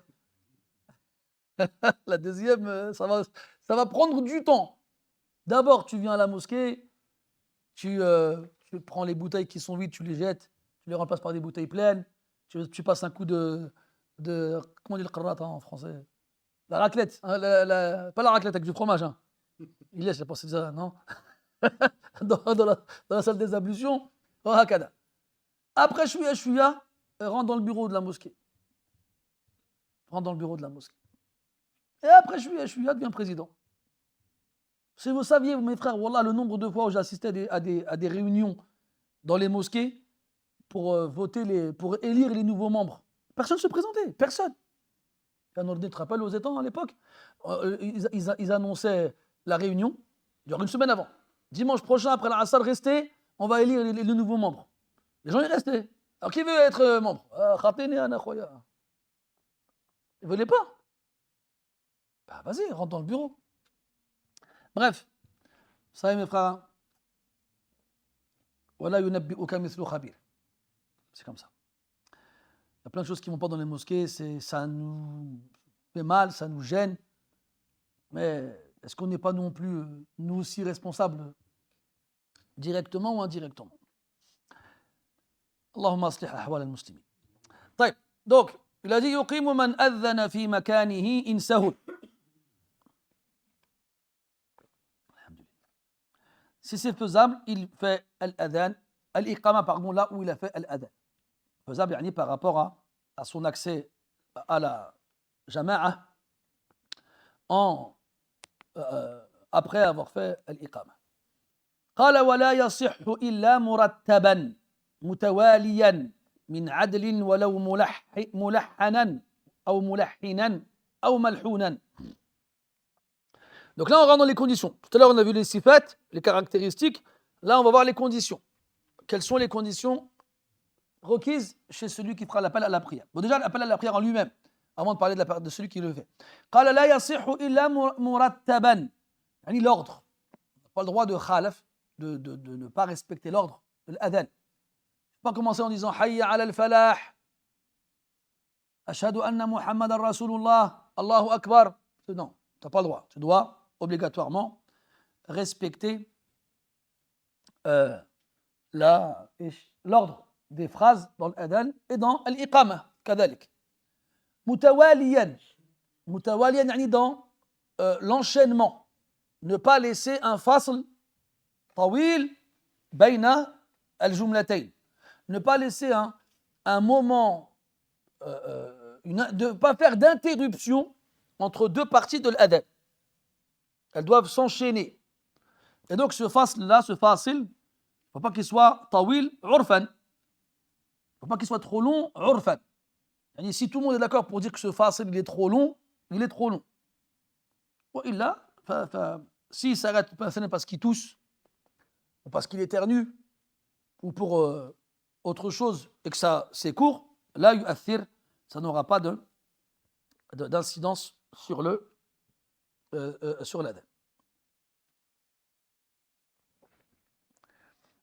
طيب si il parle pendant l'adhan, ils ont dit إذا كان الكلام من جنس الأذان وكان يسيرا لا يؤثر. Si jamais la parole est de même nature que ce qu'on dit dans l'adhan, comme une ibada مثلا, il a éternué, dit alhamdulillah, c'est pas grave. Et si c'est yassir, si c'est léger, kadhalika, c'est pas grave. Donc on comprend que si c'est pas une parole, c'est une parole étrangère à l'adhan, ou bien si c'est long, ça fera office d'interruption et donc ça annulera l'adhan. قال من عدل. L'adl, c'est celui qui est fiable. En gros, c'est ce qui s'oppose au fasiq. C'est ça qu'il faut comprendre. Quand on dit fiable, yani quelqu'un d'honnête, quelqu'un de droit dans sa pratique, ce qui s'oppose au fasiq. En gros, le fasiq, s'il fait l'adhan, la yasihhu minhu. Ça ne sera pas valide de sa part. Et le fasiq, c'est celui qui va faire des péchés publiquement ou accomplir des grands péchés sans se repentir. Et quand on dit adlin, il y a autre chose qu'on déduit de cela, c'est siratul ifrad. C'est la forme du singulier. En gros, on ne peut pas faire l'adhan à plusieurs. Imagine quelqu'un, il commence l'adhan, il arrive à hayya ala salah, et puis il tousse, et il n'arrive plus à reparler, il s'étouffe. Et là, Ayoub dit, tu sais quoi, va t'asseoir, je vais finir. Est-ce qu'il reprend là où il s'est arrêté, ou bien il recommence depuis le début? L'adhan, c'est une ibadatun wahidatun la tatajazza. C'est une seule adoration qui ne va pas se partitionner. On ne peut pas la couper en plusieurs parties et la faire à plusieurs. Là. Donc si la personne qui fait l'adhan, pour une raison ou une autre, ne peut pas la finir l'adhan, et que quelqu'un le remplace, il devra recommencer depuis le début. Il ne reprendra pas là où l'autre s'est arrêté avant lui.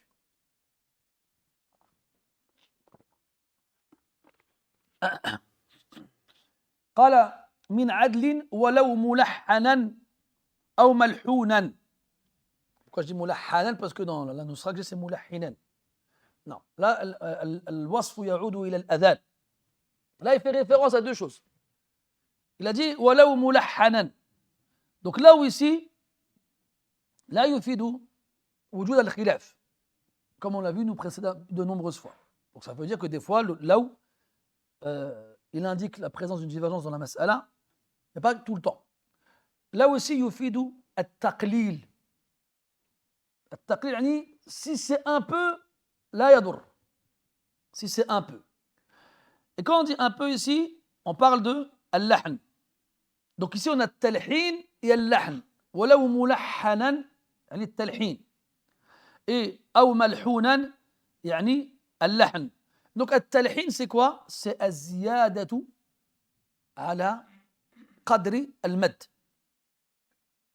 Az-ziyadatu ala qadri al-mad. Tout à l'heure, on avait dit quoi? Que on devait, dans at-tartil, respecter le qadr, yani la durée de la voyelle longue. Et ne pas exagérer, ne pas dépasser avec exagération. Ce qui veut dire que si c'était léger, la yadur. Mais si c'est exagéré, c'est pas bon. Mais quand on dit c'est pas bon, est-ce que ça yubtil al-adhan? La yubtilu. C'est makrouh. Sauf si on va mettre un med là où il n'y en a pas. Il y a une différence entre rajouter le med, le temps du med quand il existe, et en mettre un là où il n'y en a pas. Donc quand on dit at-talhin, c'est dans ce sens-là. Et al-lahn, c'est quand on va se tromper dans le mot. Soit en remplaçant une lettre par une autre, ou une haraka par une autre. Par exemple, il y a une erreur très très fréquente chez les mu'adhdhinin, et tu l'entends même dans le haramain. D'ailleurs, moi je suis sidéré quand j'entends ces erreurs-là. C'est plus des horreurs que des erreurs. Dans l'adhan, quand tu entends Allahu Akbar, wa, c'est plus Akbar, c'est wa Akbar. Et c'est même pas wa Akbar sans le med, c'est wa Akbar. Oh là là, qu'est-ce qu'il nous fait lui? Et ça, c'est ce que je vous disais tout à l'heure. On est tellement attaché à une certaine beauté de la voix, à un certain rythme, que si on détruit le mot, c'est pas grave. Si, c'est grave. Donc, ils ont dit qu'il y a une différence entre اللحن الخفي, اللحن الجلي. Ça on a déjà dit ça. Il y a deux formes de lahn. Il y a un lahn qui consiste à changer une lettre par une autre ou une voyelle par une autre sans que le sens ne soit changé. Donc ça n'annulera pas l'adhan. Si par contre on rajoute une lettre et où le sens il est changé, là c'est plus bon. L'adhan il est invalide. Donc quand on entend des gens qui disent, on a dit Allahu Akbar, il y en a qui vont dire Allahu Akbar, Allahu Akbar. En fait, le ha de Allah, de Ismul Jalal, là, ils vont le transformer en waouh. C'est plus Allahu, c'est Allahu Akbar. Khata, qabih, shani'. Ou bien le mad de l'alif. Allah. Comme on l'a dans le Coran. Dans Yunus et dans Al-Shu'ara. Dans le Naml. Allahu khayrun amma yushrikun. Je crois qu'il y a une qira'a avec tushrikun. Je ne suis pas sûr. Mais al-muhim, là, c'est l'istifham. Là, c'est interrogatif. C'est idramul hamzatayn. En fait, à la base, c'est AA. Dans certaines qira'at, il y en a tahqiq. A antum ashaddu khalqan. A amintum man fi as-sama'. Et dans l'autre, on a tashil. Avec l'ishba'. A antum ashaddu khalqan min as-sama'. Ou bien amintum. Soit il y a l'ishba', soit il n'y a pas. Et des fois, comme dans a'jamiyyun arabi. Muhim. Donc, dans Allahu Akbar, il n'y a pas ça. Il n'y a pas ce med. Allah, là, tu es en train de dire, est-ce que Allah est le plus grand? Wal'iyadu billah. C'est grave. Ou bien Akbar. Akbar, c'est pluriel de kabr. Et le kabr, c'est la guitare, si je dis pas de bêtises. L'instrument de musique. Wal'iyadu billah. Donc là, tu changes le sens, tu le transformes et c'est un sens horrible que tu es en train de donner. Donc, si jamais tu rajoutes un med ou tu l'enlèves, quand il n'est pas changé, c'est makruh. Mais l'adhan, il est sahih. Si par contre tu changes le sens, tu rajoutes une lettre, le adhan, il est plus sahih. Et là, il faut faire très attention à ça. Et quand on dit walaw mulahhanan ou malhounan, yani si le lahn ou le talhin, ils sont qalil, yasih. Mais si par contre ils sont kathir, la yasih.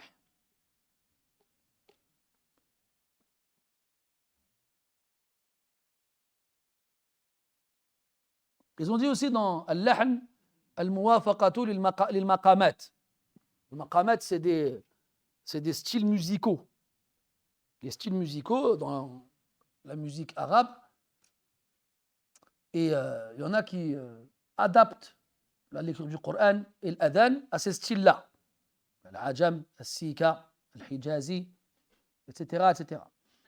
Et en fait, quand tu veux adapter la lecture du Coran ou l'adhan à ces styles-là, ben, tu vas devoir déformer les règles de lecture de base. Et bien sûr, ce sera interdit. Et il y a une grande mas'ala, enfin, ce n'est pas vraiment une grande mas'ala, mais surtout aujourd'hui, où les gens parlent des maqamat à longueur de temps dans la lecture du Coran, alors que hada ma anzalallahu bihi min sultan. Et on ne trouve absolument pas de traces de ça chez les salafs. Et quand on en entend parler, les salafs, ils n'y vont pas de même ordre. Surtout l'imam Ahmed, rahmatullah alayh, était très sévère par rapport à ces choses-là. Wa yujzi'u min mumayyiz. Yujzi.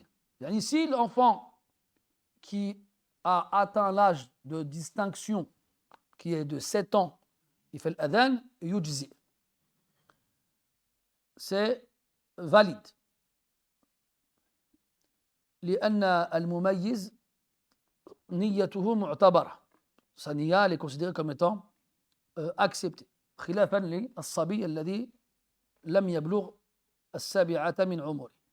Contrairement à l'enfant qui n'a pas encore 7 ans, on ne peut pas considérer sa niya comme étant valide, alors il ne fera pas al-adhan. Et il y a deux autres conditions que l'auteur n'a pas citées, rahimahullah, c'est al-rujula wa l'islam, c'est que ce soit un homme et que ce soit un musulman. قال ويبطلهما فصل كثير ويسير محرم. Donc on a dit tout à l'heure, quand on a dit mutawaliya, pardon, que les phrases de l'adhan doivent s'enchaîner sans qu'il n'y ait d'interruption trop longue, urfan.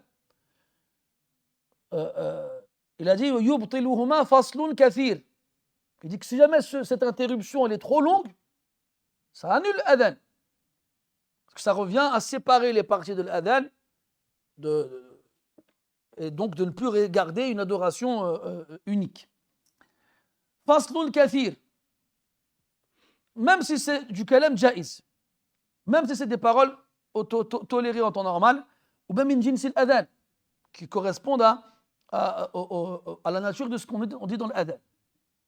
Wa yasirun muharram. Si par contre, le mot qui va être dit entre les parties de l'adhan est court, mais est de nature interdite, alors il annulera l'adhan.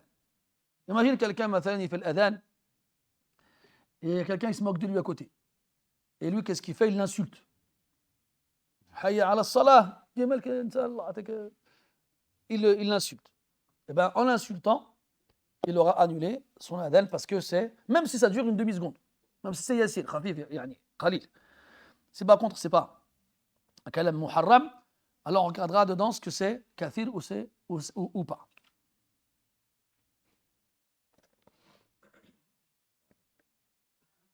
كذلك يدخلون في هذا السكوت المحرم. Il rentre dedans aussi le fait de garder le silence de façon interdite dans l'adhan. كيف يكون هذا؟ أحسنت. Quand dans le shahada, tu dis ashhadu an la ilaha illa Allah. Si quelqu'un dit ashhadu an la ilaha et il s'arrête. ما يجوز, tu t'arrêtes là. Tu es en train de dire qu'il n'y a pas d'ilah, mutlaqan. والعياذ بالله. Donc là, c'est un sukout muharram. Donc quand il dit yasirun muharram, yashmalu al-kalam wa yashmalu al-sukout aydan. Quand il dit quelque chose d'interdit, même en petite quantité, dans l'adhan, l'annulera, ça inclut la parole, comme ça inclut le silence. Lorsqu'ils seront tous les deux, bien sûr, muharram. قال رحمه الله ولا يجزئ قبل الوقت إلا الفجر بعد نصف الليل. يعني il n'est pas valide de faire l'appel à la prière avant l'entrée de l'heure de la prière. Sauf al-fajr. Sauf pour al-fajr. Parce qu'on a dit que al-fajr, il y avait deux appels à la prière. Un, techniquement à la moitié de la nuit, ou à la fin du dernier tiers, au début du dernier tiers. Il y a un khilaf dans la mas'ala. Mais ils disent que c'est le début de la tranche horaire où on fait le premier appel à la prière de l'Fajr, c'est à partir de la moitié de la nuit. On dit pourquoi? On dit anna awwal al-layl wa akhirahu mashghoulan. Parce que le début de la nuit et la fin, ils sont occupés. Et on a dit quoi dans al-qawaid, al-shagh al-mashghoul ou là? لا non المشغول لا يشغل المشغول لا يشغل. Celui qui est déjà occupé, on ne lui rajoute pas une autre occupation. Al-mashghoul la yushaggal. Donc, comme le début de la nuit est déjà mashghoul par le maghrib, et que la fin de la nuit est déjà mashghoul par l'adhan, il ne reste plus que al-nisf, la moitié. Donc, ils ont dit que le début du temps où on va faire le premier appel à la prière de l'Fajr, ce sera à partir de la moitié de la nuit. On avait vu ensemble qu'on va calculer la moitié de la nuit en partant du début de la nuit à la fin et on divise par deux. Et le début de la nuit, c'est le coucher du soleil, le Maghreb. Donc si le Maghreb c'est à 21h22 et que le Fajr c'est à 4h45, on va prendre le temps qu'il y a entre ces deux horaires-là et on divisera par deux. On aura la moitié de la nuit. Donc, la seule exception que l'auteur ici, rahimahullah, pour faire l'adhan avant l'heure de la prière, c'est le premier adhan de l'Fajr. Il y en a un deuxième, on l'a dit tout à l'heure, c'était Jumu'ah Ahsant. Dans le Jumu'ah, il y a deux appels à la prière. Donc le premier n'indiquera pas l'entrée de l'heure de la prière. Même si dans le madhab, en vrai, plus ou moins. Pourquoi? Parce que chez l'imam Ahmed, l'entrée de l'heure de la prière de Jumu'ah, est le même que celui de Salat al-Eid, c'est-à-dire après Shuruq. Donc ça veut dire que le premier adhan de Jumu'ah aura lieu dans l'heure de la prière de Jumu'ah. Mais il n'indiquera pas l'accomplissement de la prière de Jumu'ah. Al-Maqsoud, c'est qu'on n'a pas le droit de faire l'appel à la prière avant l'entrée de l'heure de la prière, sauf dans deux cas. Pour Al-Fajr, toutes les nuits, à partir de la moitié de la nuit, et pour Al-Jumu'ah, tous les vendredis, à partir de l'entrée de l'heure de la prière. Et on a le hadith al-ma'rouf, comme quoi Bilal radiyallahu anhu yu'dhinu bilayl. Il fait l'adhan pendant la nuit. Fakulu washrabu hatta yu'adhina ibn Ummi Maktoum. Donc mangez et buvez jusqu'à ce que Ibn Ummi Maktoum fasse l'appel à la prière. Donc c'est par rapport à ceux qui voulaient jeûner. Ils ne vont pas s'arrêter de manger et de boire au premier appel à la prière. Il a dit yu'adhinu ou yu'adhinu bilayl. Il fait l'appel à la prière de nuit. Ce n'est pas encore le moment de jeûner. Et on a dit tout à l'heure, Abdullah ibn Ummi Maktoum, il ne faisait pas l'adhan de subh tant qu'on ne disait pas asbaht. C'est bon, vas-y. Et des fois, Ibn Abi Shayba rapporte une riwaya, comme quoi, quand ils n'avaient pas fini de manger, ils disaient attends. Il disait attends un petit peu, vas-y, quand ils avaient fini de manger, Adi lui disait de faire l'adhan. Al-Maqsoud, هذا هو. ثم قال ويسن جلوسه بعد أذان المغرب يسيرا. هذا شيء مهجور تقريبا بالكلية. Il a dit que يسن جلوسه, il est donc de considérer comme faisant partie de la tradition prophétique qu'il s'assoit. جلوسه الضمير يعود إلى من؟ المؤذن. المؤذن, il lui est donc recommandé de s'asseoir après l'adhan de la prière de Maghrib, yassiran, légèrement, un laps de temps assez court. Pourquoi il n'a pas dit yusannu an yusalliya ba'da hada al-waqt?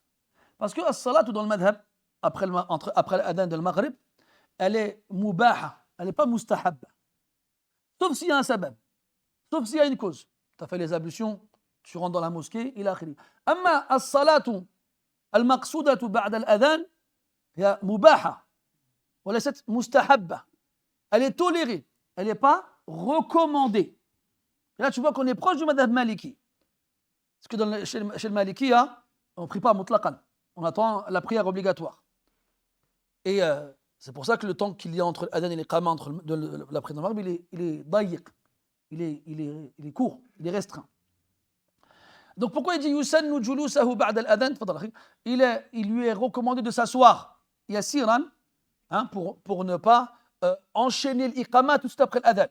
D'attendre un léger instant entre l'adhan et l'iqama, de ne pas faire l'iqama tout de suite, d'attendre un léger instant. Et il y a un hadith, إذا أذن المؤذن فلا يقيم حتى يجلس. Ce hadith-là, il est rapporté par Al-Sharanji. Al-Sharanji, c'était un Hanafi qui a tafaqaha ala yaday Muhammad ibn al-Hassan, rahmatullahi alayh. C'était un élève de Muhammad ibn al-Hassan qui était un élève de Abu Hanifa, rahmatullah ala al-jami'. Et toutes les masaïl qu'il a posées à Muhammad ibn al-Hassan, il lui a répondu selon l'avis d'Abu Hanifa. Et il a posé les mêmes questions à l'imam Ahmed. Et l'imam Ahmed lui a répondu selon son avis, sur les mêmes masaïl. Et donc on a masaïl al-Sharanji dans les nombreux kutub qui rapportent les masaïl de l'imam Ahmed, rahmatullah alayh. Le problème, c'est que le kitab, il est mafqoud. On n'a plus ce livre-là aujourd'hui. Mais les fuqaha du madhab, quand ils l'avaient avant, naqalu minhu ba'd al-akhbar. Ils ont rapporté de ce kitab-là certaines choses, notamment ce hadith-là. Et ils le rapportaient bisanadihi an Mujahid, rahmatullah alayh. Et Mujahid, ce n'est pas un sahabi. Et donc, comme il rapporte le hadith an Rasoul, donc le hadith, il est mursal. Al-Maqsoud, c'est que, on avait donc, c'est comme je vous avais dit la dernière fois, et de nombreuses fois aussi, c'est que des fois, les fuqaha, ils vont rapporter des akhbar, des narrations, de masadir, de références qui n'existent plus aujourd'hui. Et donc, par rapport à ça, il y a certains qui vont dire, la asla lahu, la wujud lahu fi kutub as-sunnah, Et ce n'est pas parce qu'on ne le trouve pas dans ce qu'on a comme référence aujourd'hui que ça veut dire qu'il n'existe pas. C'est pour ça qu'il est important d'être précis dans les termes utilisés. Et de dire plutôt la wujuda lahu fi al-kutub allati bayna aydina al-yawm. Nous ne le trouve pas dans les livres qu'on a nous aujourd'hui. Ça ne veut pas dire qu'il n'existe pas mutlaqan et qu'il n'a jamais existé, que c'est mawdou'. Là, même s'il est mu'al, comme on a dit tout à l'heure, bil irsal. Al-maqsoud, c'est que al-maghrib, ce n'est pas une prière qui a une sunna qabliya. Contrairement à al-dhuhr ou al-asr, ou bien le fajr, il a akhir. Donc, il n'y a pas de sunna qabliya pour al-maghrib. Et comme on l'a dit, son waqt il est dayiq. Son temps il est restreint. Il est court. Et donc, par rapport à ça, il n'y a pas de prière légiférée à ce moment-là. Après, il y en a qui vont prendre le umum, la généralité du hadith bayna kulli adhanayni salatun.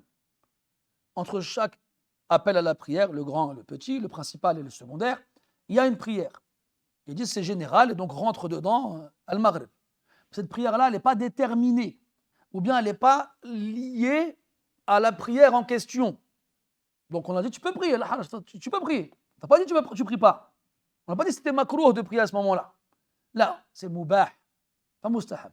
Il n'y a pas de texte qui va rendre une prière recommandée à ce moment-là spécifiquement. Et même le hadith de Anas, comme quoi quand on rentre à la mosquée après l'adhan de Maghreb, les gens priaient tellement qu'on se demandait s'ils faisaient la prière obligatoire ou s'ils faisaient une surérogatoire. Non. Donc tu rentres à la mosquée, tu pries, ou bien tu viens des ablutions, tu pries, la haraj. Amma tu pries parce qu'il y a eu l'adhan de Maghreb, dans le madhab, il n'y a pas. طيب.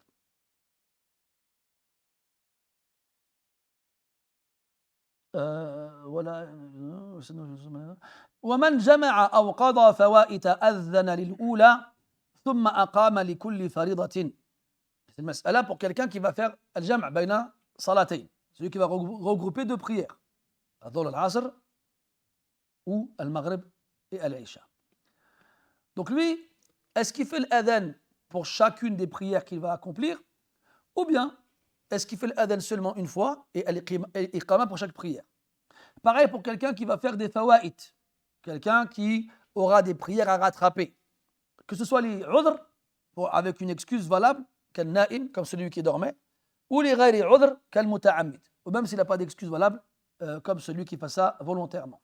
Al-maqsoud, lui, quand il rattrapera les prières, eh bien, kadhalika, il fera l'adhan pour la première et al-iqama pour chacune d'entre elles, quand, bien sûr, les prières vont ensemble.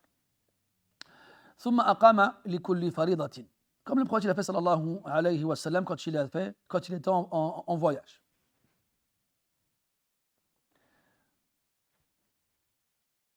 Et notamment aussi quand il a fait le Maghrib ou l'Isha à Muzdalifa pendant le pèlerinage.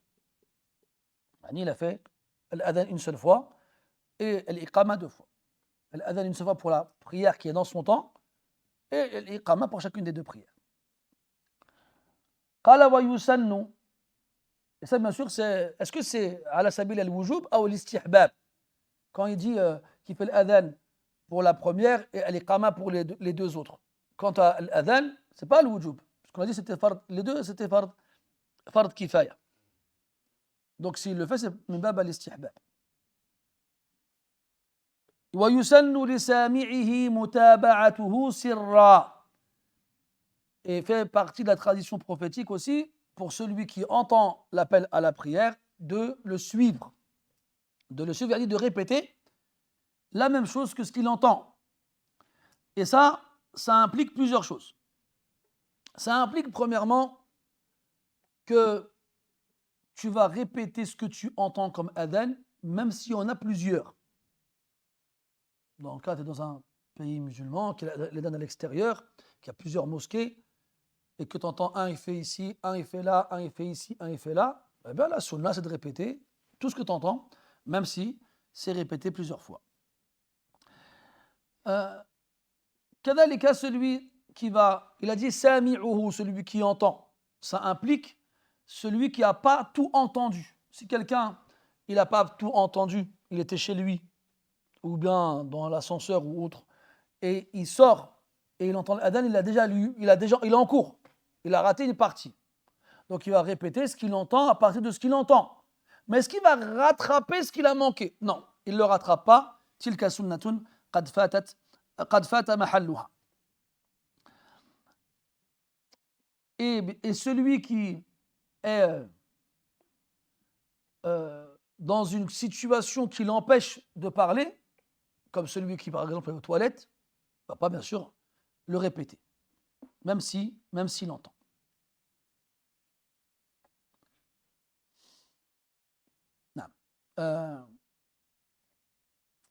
Il a dit ويسن لسامعه متابعته سرا dans le hadith إذا سمعتم المؤذن فقولوا مثل ما يقول, dites la même chose que lui. Et bien sûr c'est على سبيل الاستحباب, c'est pas une obligation.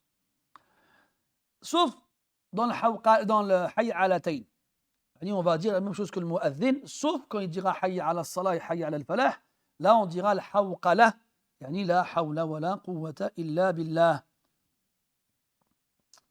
On avait déjà expliqué la hikmah, pourquoi on disait la hawla wa la quwwata illa billah après que le mu'adhin dit hayy ala salah et hayy ala al-falah, parce qu'il nous appelle à venir.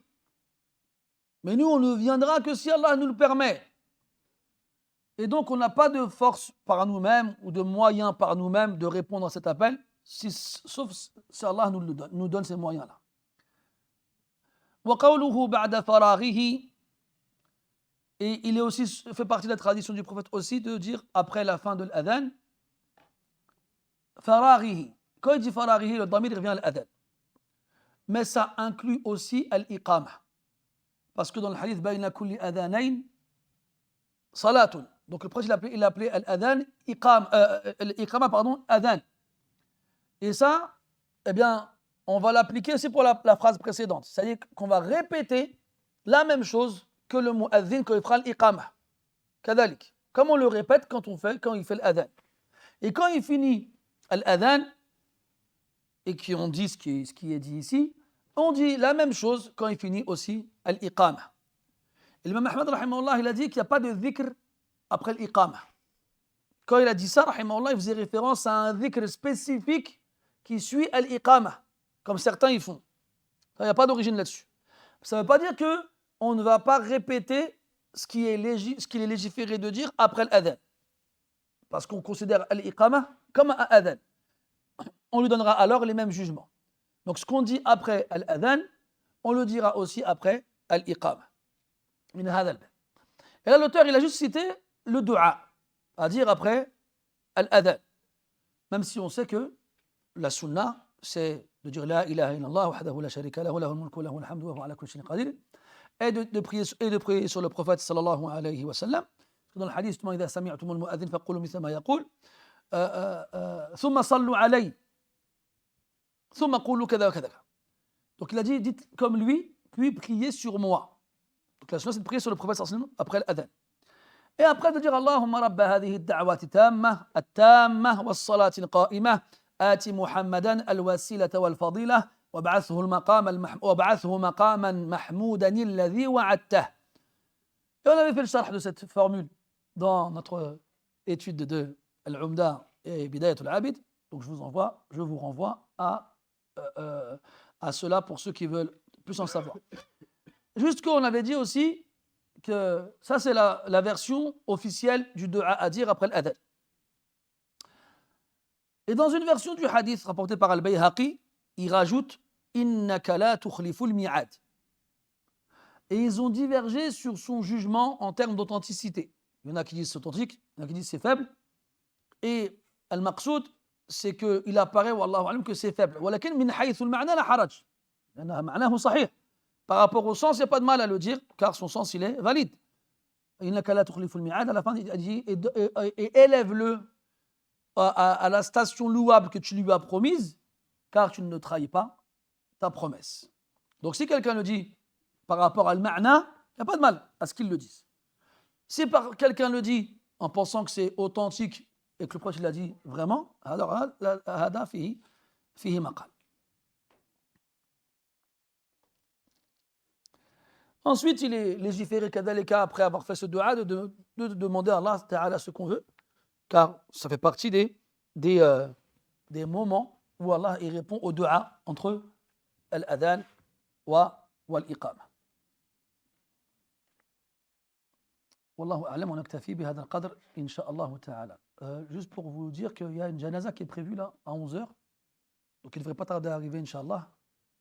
Donc si vous avez des questions à poser, faites-le. Mais dès qu'ils arriveront, on arrêtera, Inch'Allah.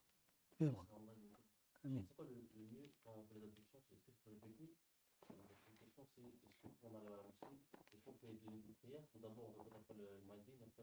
Masha'Allah.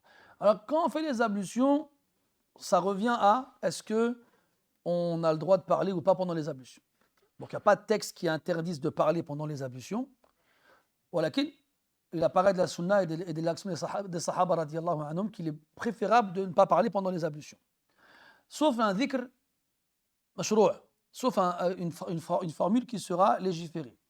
Donc à ce moment-là, si on répète l'adhan pendant les ablutions, al-zahir c'est qu'il n'y a pas de mal, Inch'Allah ta'ala.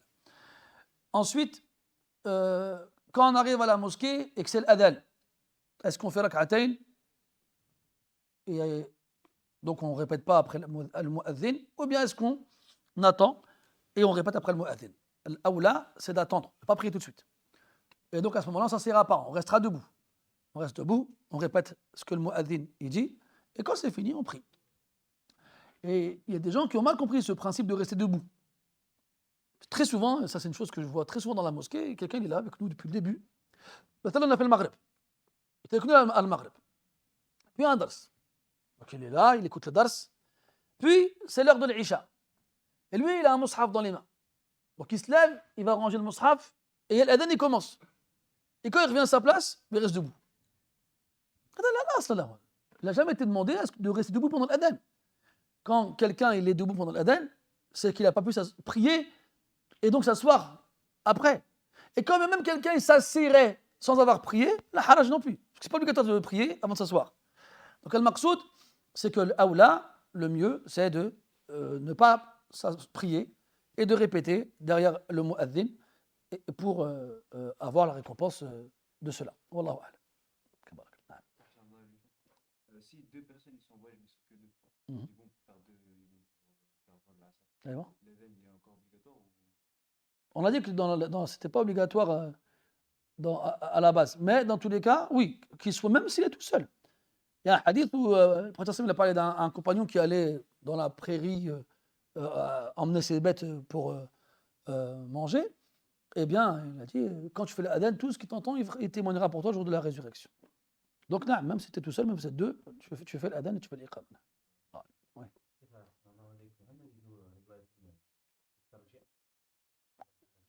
المذهب أن جميع صور الأذان جائزة ومن ضمنها التي فيها الترجيع. الله أعلم. نعم. يجزي، نعم، إذا قال يجزي فهذا يدل على أن قيامه به كاف ولا يحتاج إلى أن نعيده بعده. نعم. نعم.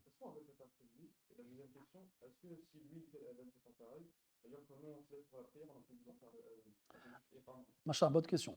Les appareils qui font l'adhan, leur adhan n'est pas mu'tabar. Parce que si on a dit tout à l'heure, tu te souviens, on a dit que le mumayyiz, on prend son adhan en compte parce qu'il a niya. Amma l'enfant qui n'est pas mumayyiz, on ne le prendra pas en compte. Parce que sa niya, il n'a pas de niya. Donc rentre dedans aussi les appareils. On ne peut pas considérer qu'un appareil, même s'il fait l'adhan parfaitement, son adhan il est sahih parce qu'il n'est pas mu'tabar, il n'a pas de niya. Donc à ce moment-là, son adhan il ne compte pas. Donc ça veut dire qu'on ne répète pas après lui, et ça veut dire qu'on devra le faire quand même, et on ne prendra pas en compte. Wallahu a'lam. Non.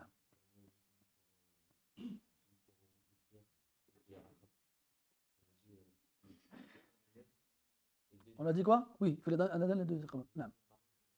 Pour chaque prière. Non.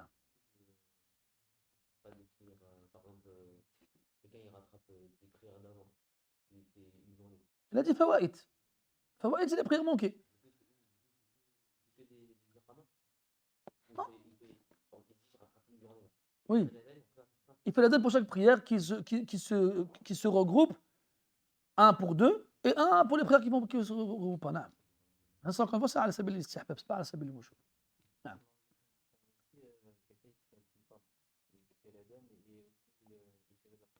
Oui.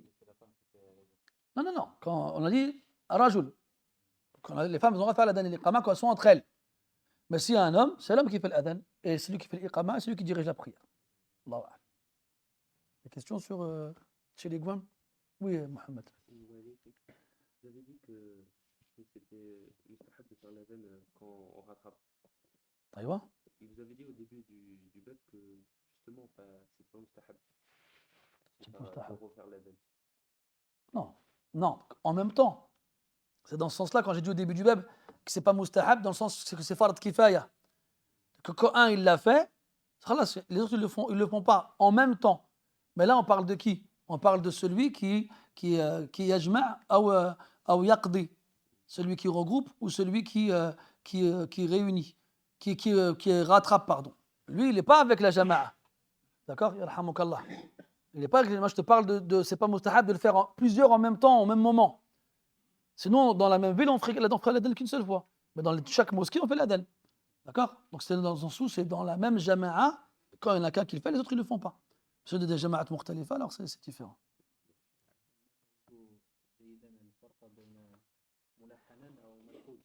نعم التلحين الزيادة عن قدر المد الملحن واللحن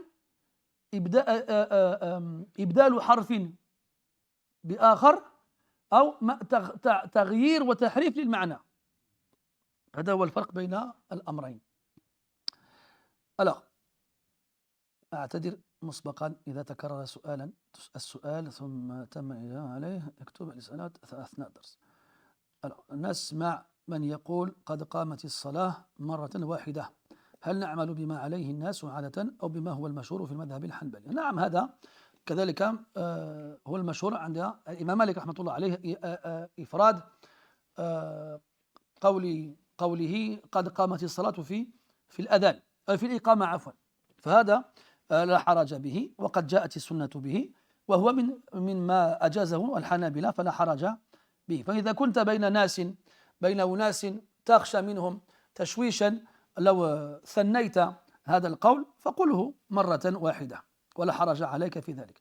حضرت معكم صلاة الجمعة، رأيتكم تقدمون من أذن للصلاة الثانية يؤم الناس، هل من توضيح؟ ما فهمت السؤال. رأيتكم تقدمون من أذن للصلاة الثانية يؤمن الناس، أو لعلك تقصد يؤم الناس. نعم، يؤم الناس لا حرج. أما ما اشتهر بين الناس من أن المؤذن لا يجوز له أن يؤم الناس، هذا لا أصل له. يجوز للمؤذن أن يؤم الناس ولا حرج في ذلك، ولم يأتي نص يمنع عن ذلك. هناك أخ يؤذن بصوت جميل يمد حرف الفاء في الأذان ويقول حي على الفلاح. أريد التأكد في المسألة قبل نصحه. المهم هذا مكروه لأنه لحن أو تلحين، ولكنه لا يؤدي إلى تغيير المعنى، فهذا أقل أحواله الكراهة. انصحه وقم بتصحيحه ولا حرج إن شاء، وأذانه صحيح إن شاء الله. Si j'entends le muezzin faire des erreurs qui changent le sens à la mosquée, est-ce que je dois le stopper ou alors je reste à ma place? Oh là là. Normalement, dans un monde idéal, oui, tu le stoppes. Mais ce monde-là n'existe plus, malheureusement. Alors à ce moment-là, le mieux est d'aller voir les responsables, de leur dire soit, si tu peux le corriger lui après l'adhan, tu dis voilà, ça, faut pas le faire, faut le changer. Inch'Allah, il t'écoute, tant mieux. S'il t'écoute pas, te bats pas avec lui, va voir les responsables, dis-leur voilà, Foulan, je lui ai parlé, il continue à faire l'adhan de la même façon, il faut le changer. Si t'écoute, tant mieux. Si t'écoute pas, alors toi, tu auras fait ton wajib et ce seront eux qui seront responsables de leur incompétence. Est-ce qu'apprendre le Coran rapidement rentre dans le fait de le lire rapidement? Non, ça ne rentre pas dedans. Est-ce que celui qui fume la cigarette est un fasiq? Si quelqu'un qui fume fait al-adhan, doit-on lui dire de ne pas le faire? La adri. Est-ce que le fait de faire les 2 fois 2 témoignages à voix basse avant les 2 fois 2 témoignages à voix haute, j'aime bien les frères comment ils écrivent les questions, rentre dans les interruptions excusées? Non, c'est même pas une interruption, ça fait partie de l'adhan. Donc c'est même pas une interruption, ça fait partie de l'adhan, donc il n'y a pas de problème. Si je voyage plus de 4 jours pour visiter la famille et la campagne, je suis le seul musulman de la ville, est-ce une obligation que je fasse l'adhan pour moi? Jazakallahu khayra.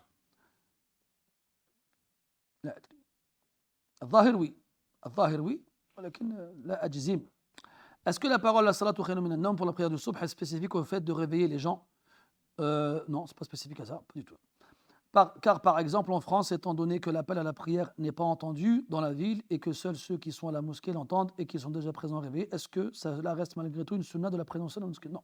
Parce que le premier adhan, justement, il servait à ça. Il disait, c'est pour avertir le qa'im que c'est la fin de la nuit, pour qu'il fasse al-witr, et c'est pour prévenir celui qui veut jeûner qu'il a le temps de manger quelque chose avant l'adhan, et aussi pour celui qui n'a pas prié de la nuit, qui se réveille et qui fasse le witr dans le cas où il n'aurait pas fait la prière. Donc c'est le premier adhan qui sert à ça, pas le deuxième. Et donc, as-salatu khayrun min an-nawm ne sert pas à réveiller les gens. Donc à ce moment-là, même si les gens sont déjà réveillés, on le dira quand même. Si les erreurs rendent invalide l'adhan, comme Allahu Akbar, est-ce que les invocations entre le adhan et l'iqama ne sont pas prises en compte dans le sens où, de base, chaque invocation n'est pas rajoutée durant ce moment? Là, ce n'est pas le cas, parce que ce n'est pas lié à la validité de l'adhan, c'est lié à l'adhan lui-même, notamment à l'entrée de l'heure de la prière. Wal-ilmu indallah. Non? Vas-y, t'entends. إن أبطل المؤذن أذانه هل يأثمون الجميع؟ إن لم يقم به أحد الظاهر نعم. هذا هو الصعب. Si le mu'adhin ne répond pas aux conditions, ou bien il fait mal l'adhan, de façon à ce qu'il soit invalide, on doit le refaire. Mais tu vas toi à la mosquée te lever et le faire, c'est une mas'ala sha'ika. C'est complexe. Donc, là, mais normalement on devrait le refaire. J'ai une question qui n'a rien à voir avec le sujet, mais avec la grammaire. Allez-vous faire des cours de Qatrun Nada? J'ai la niya de le faire, Inch'Allah. Comme on a fait Nazm al-Ajrumiya, la logique voudrait qu'on fasse le Qatr, mais j'ai envie de faire Mulhat al-I'rab avant. Donc, d'abord, on va faire du sarf, Inch'Allah, dès qu'on aura fini le muqarrar. Et ce qui est prévu, c'est de faire la muqaddima d'Ibn Taymiyyah sur le tafsir d'abord. Après, on fera as-sarf as-saghir, un livre dans as-sarf, les règles de base. Et après, on fera mulhat al-i'rab, parce que des fois, l'ajrumiya, une seule fois, ça ne suffit pas. Et après, on fera qatrun nada, Inch'Allah. Et après, on fera l'alfiya, Inch'Allah. Nous, mais la niya dans tous les cas. La niya, elle est là. وَتَبْلُغُ النِّيَّةُ مَا لَا يَبْلُغُ الْعَمَلِ. La niya, elle est là. La niya, c'est que tant qu'on est là, Inch'Allah, on fait tout ce qu'on peut faire. D'accord? On a fait مثلا نخبة الفكر. Donc la prochaine étape, ce sera اختصار علوم الحديث d'Ibn Kathir, rahimahullah. Et la fois d'après, ce sera Alfiyat al-Iraqi, Inch'Allah. Donc le but, c'est d'avancer comme ça. Là, on est dans al-Qawa'id et al-Qutay'i. Après, Inch'Allah, on fera peut-être le mukhtasar de al-Bulbul, de al-Tawfi, al-Bulbul. Et après, on fera Rawdatul Nadir. Et après, Inch'Allah, on fera, comment ça s'appelle déjà, al-Tahrir. مختصر التحرير ومن التحرير lui-même. على كل حال, on a des intentions. Et puis, comme il disait Bakr Bouzad, rahmatullah alayhi, dans Sahiliya, il disait que le talib ilm doit être tamouh. C'est quoi tamouh? Ça veut dire quoi? Ambitieux. Il faut être ambitieux, les frères. Il faut vouloir. Il faut faire. Et Inch'Allah, on le fera. أما quand العلم عند الله فنسأل الله التوفيق. سبحانك اللهم وبحمدك نشهد ان لا اله الا انت نستغفرك ونتوب اليك وصلى الله على نبينا محمد وعلى اله وصحبه وسلم والحمد لله رب العالمين. بارك الله فيكم.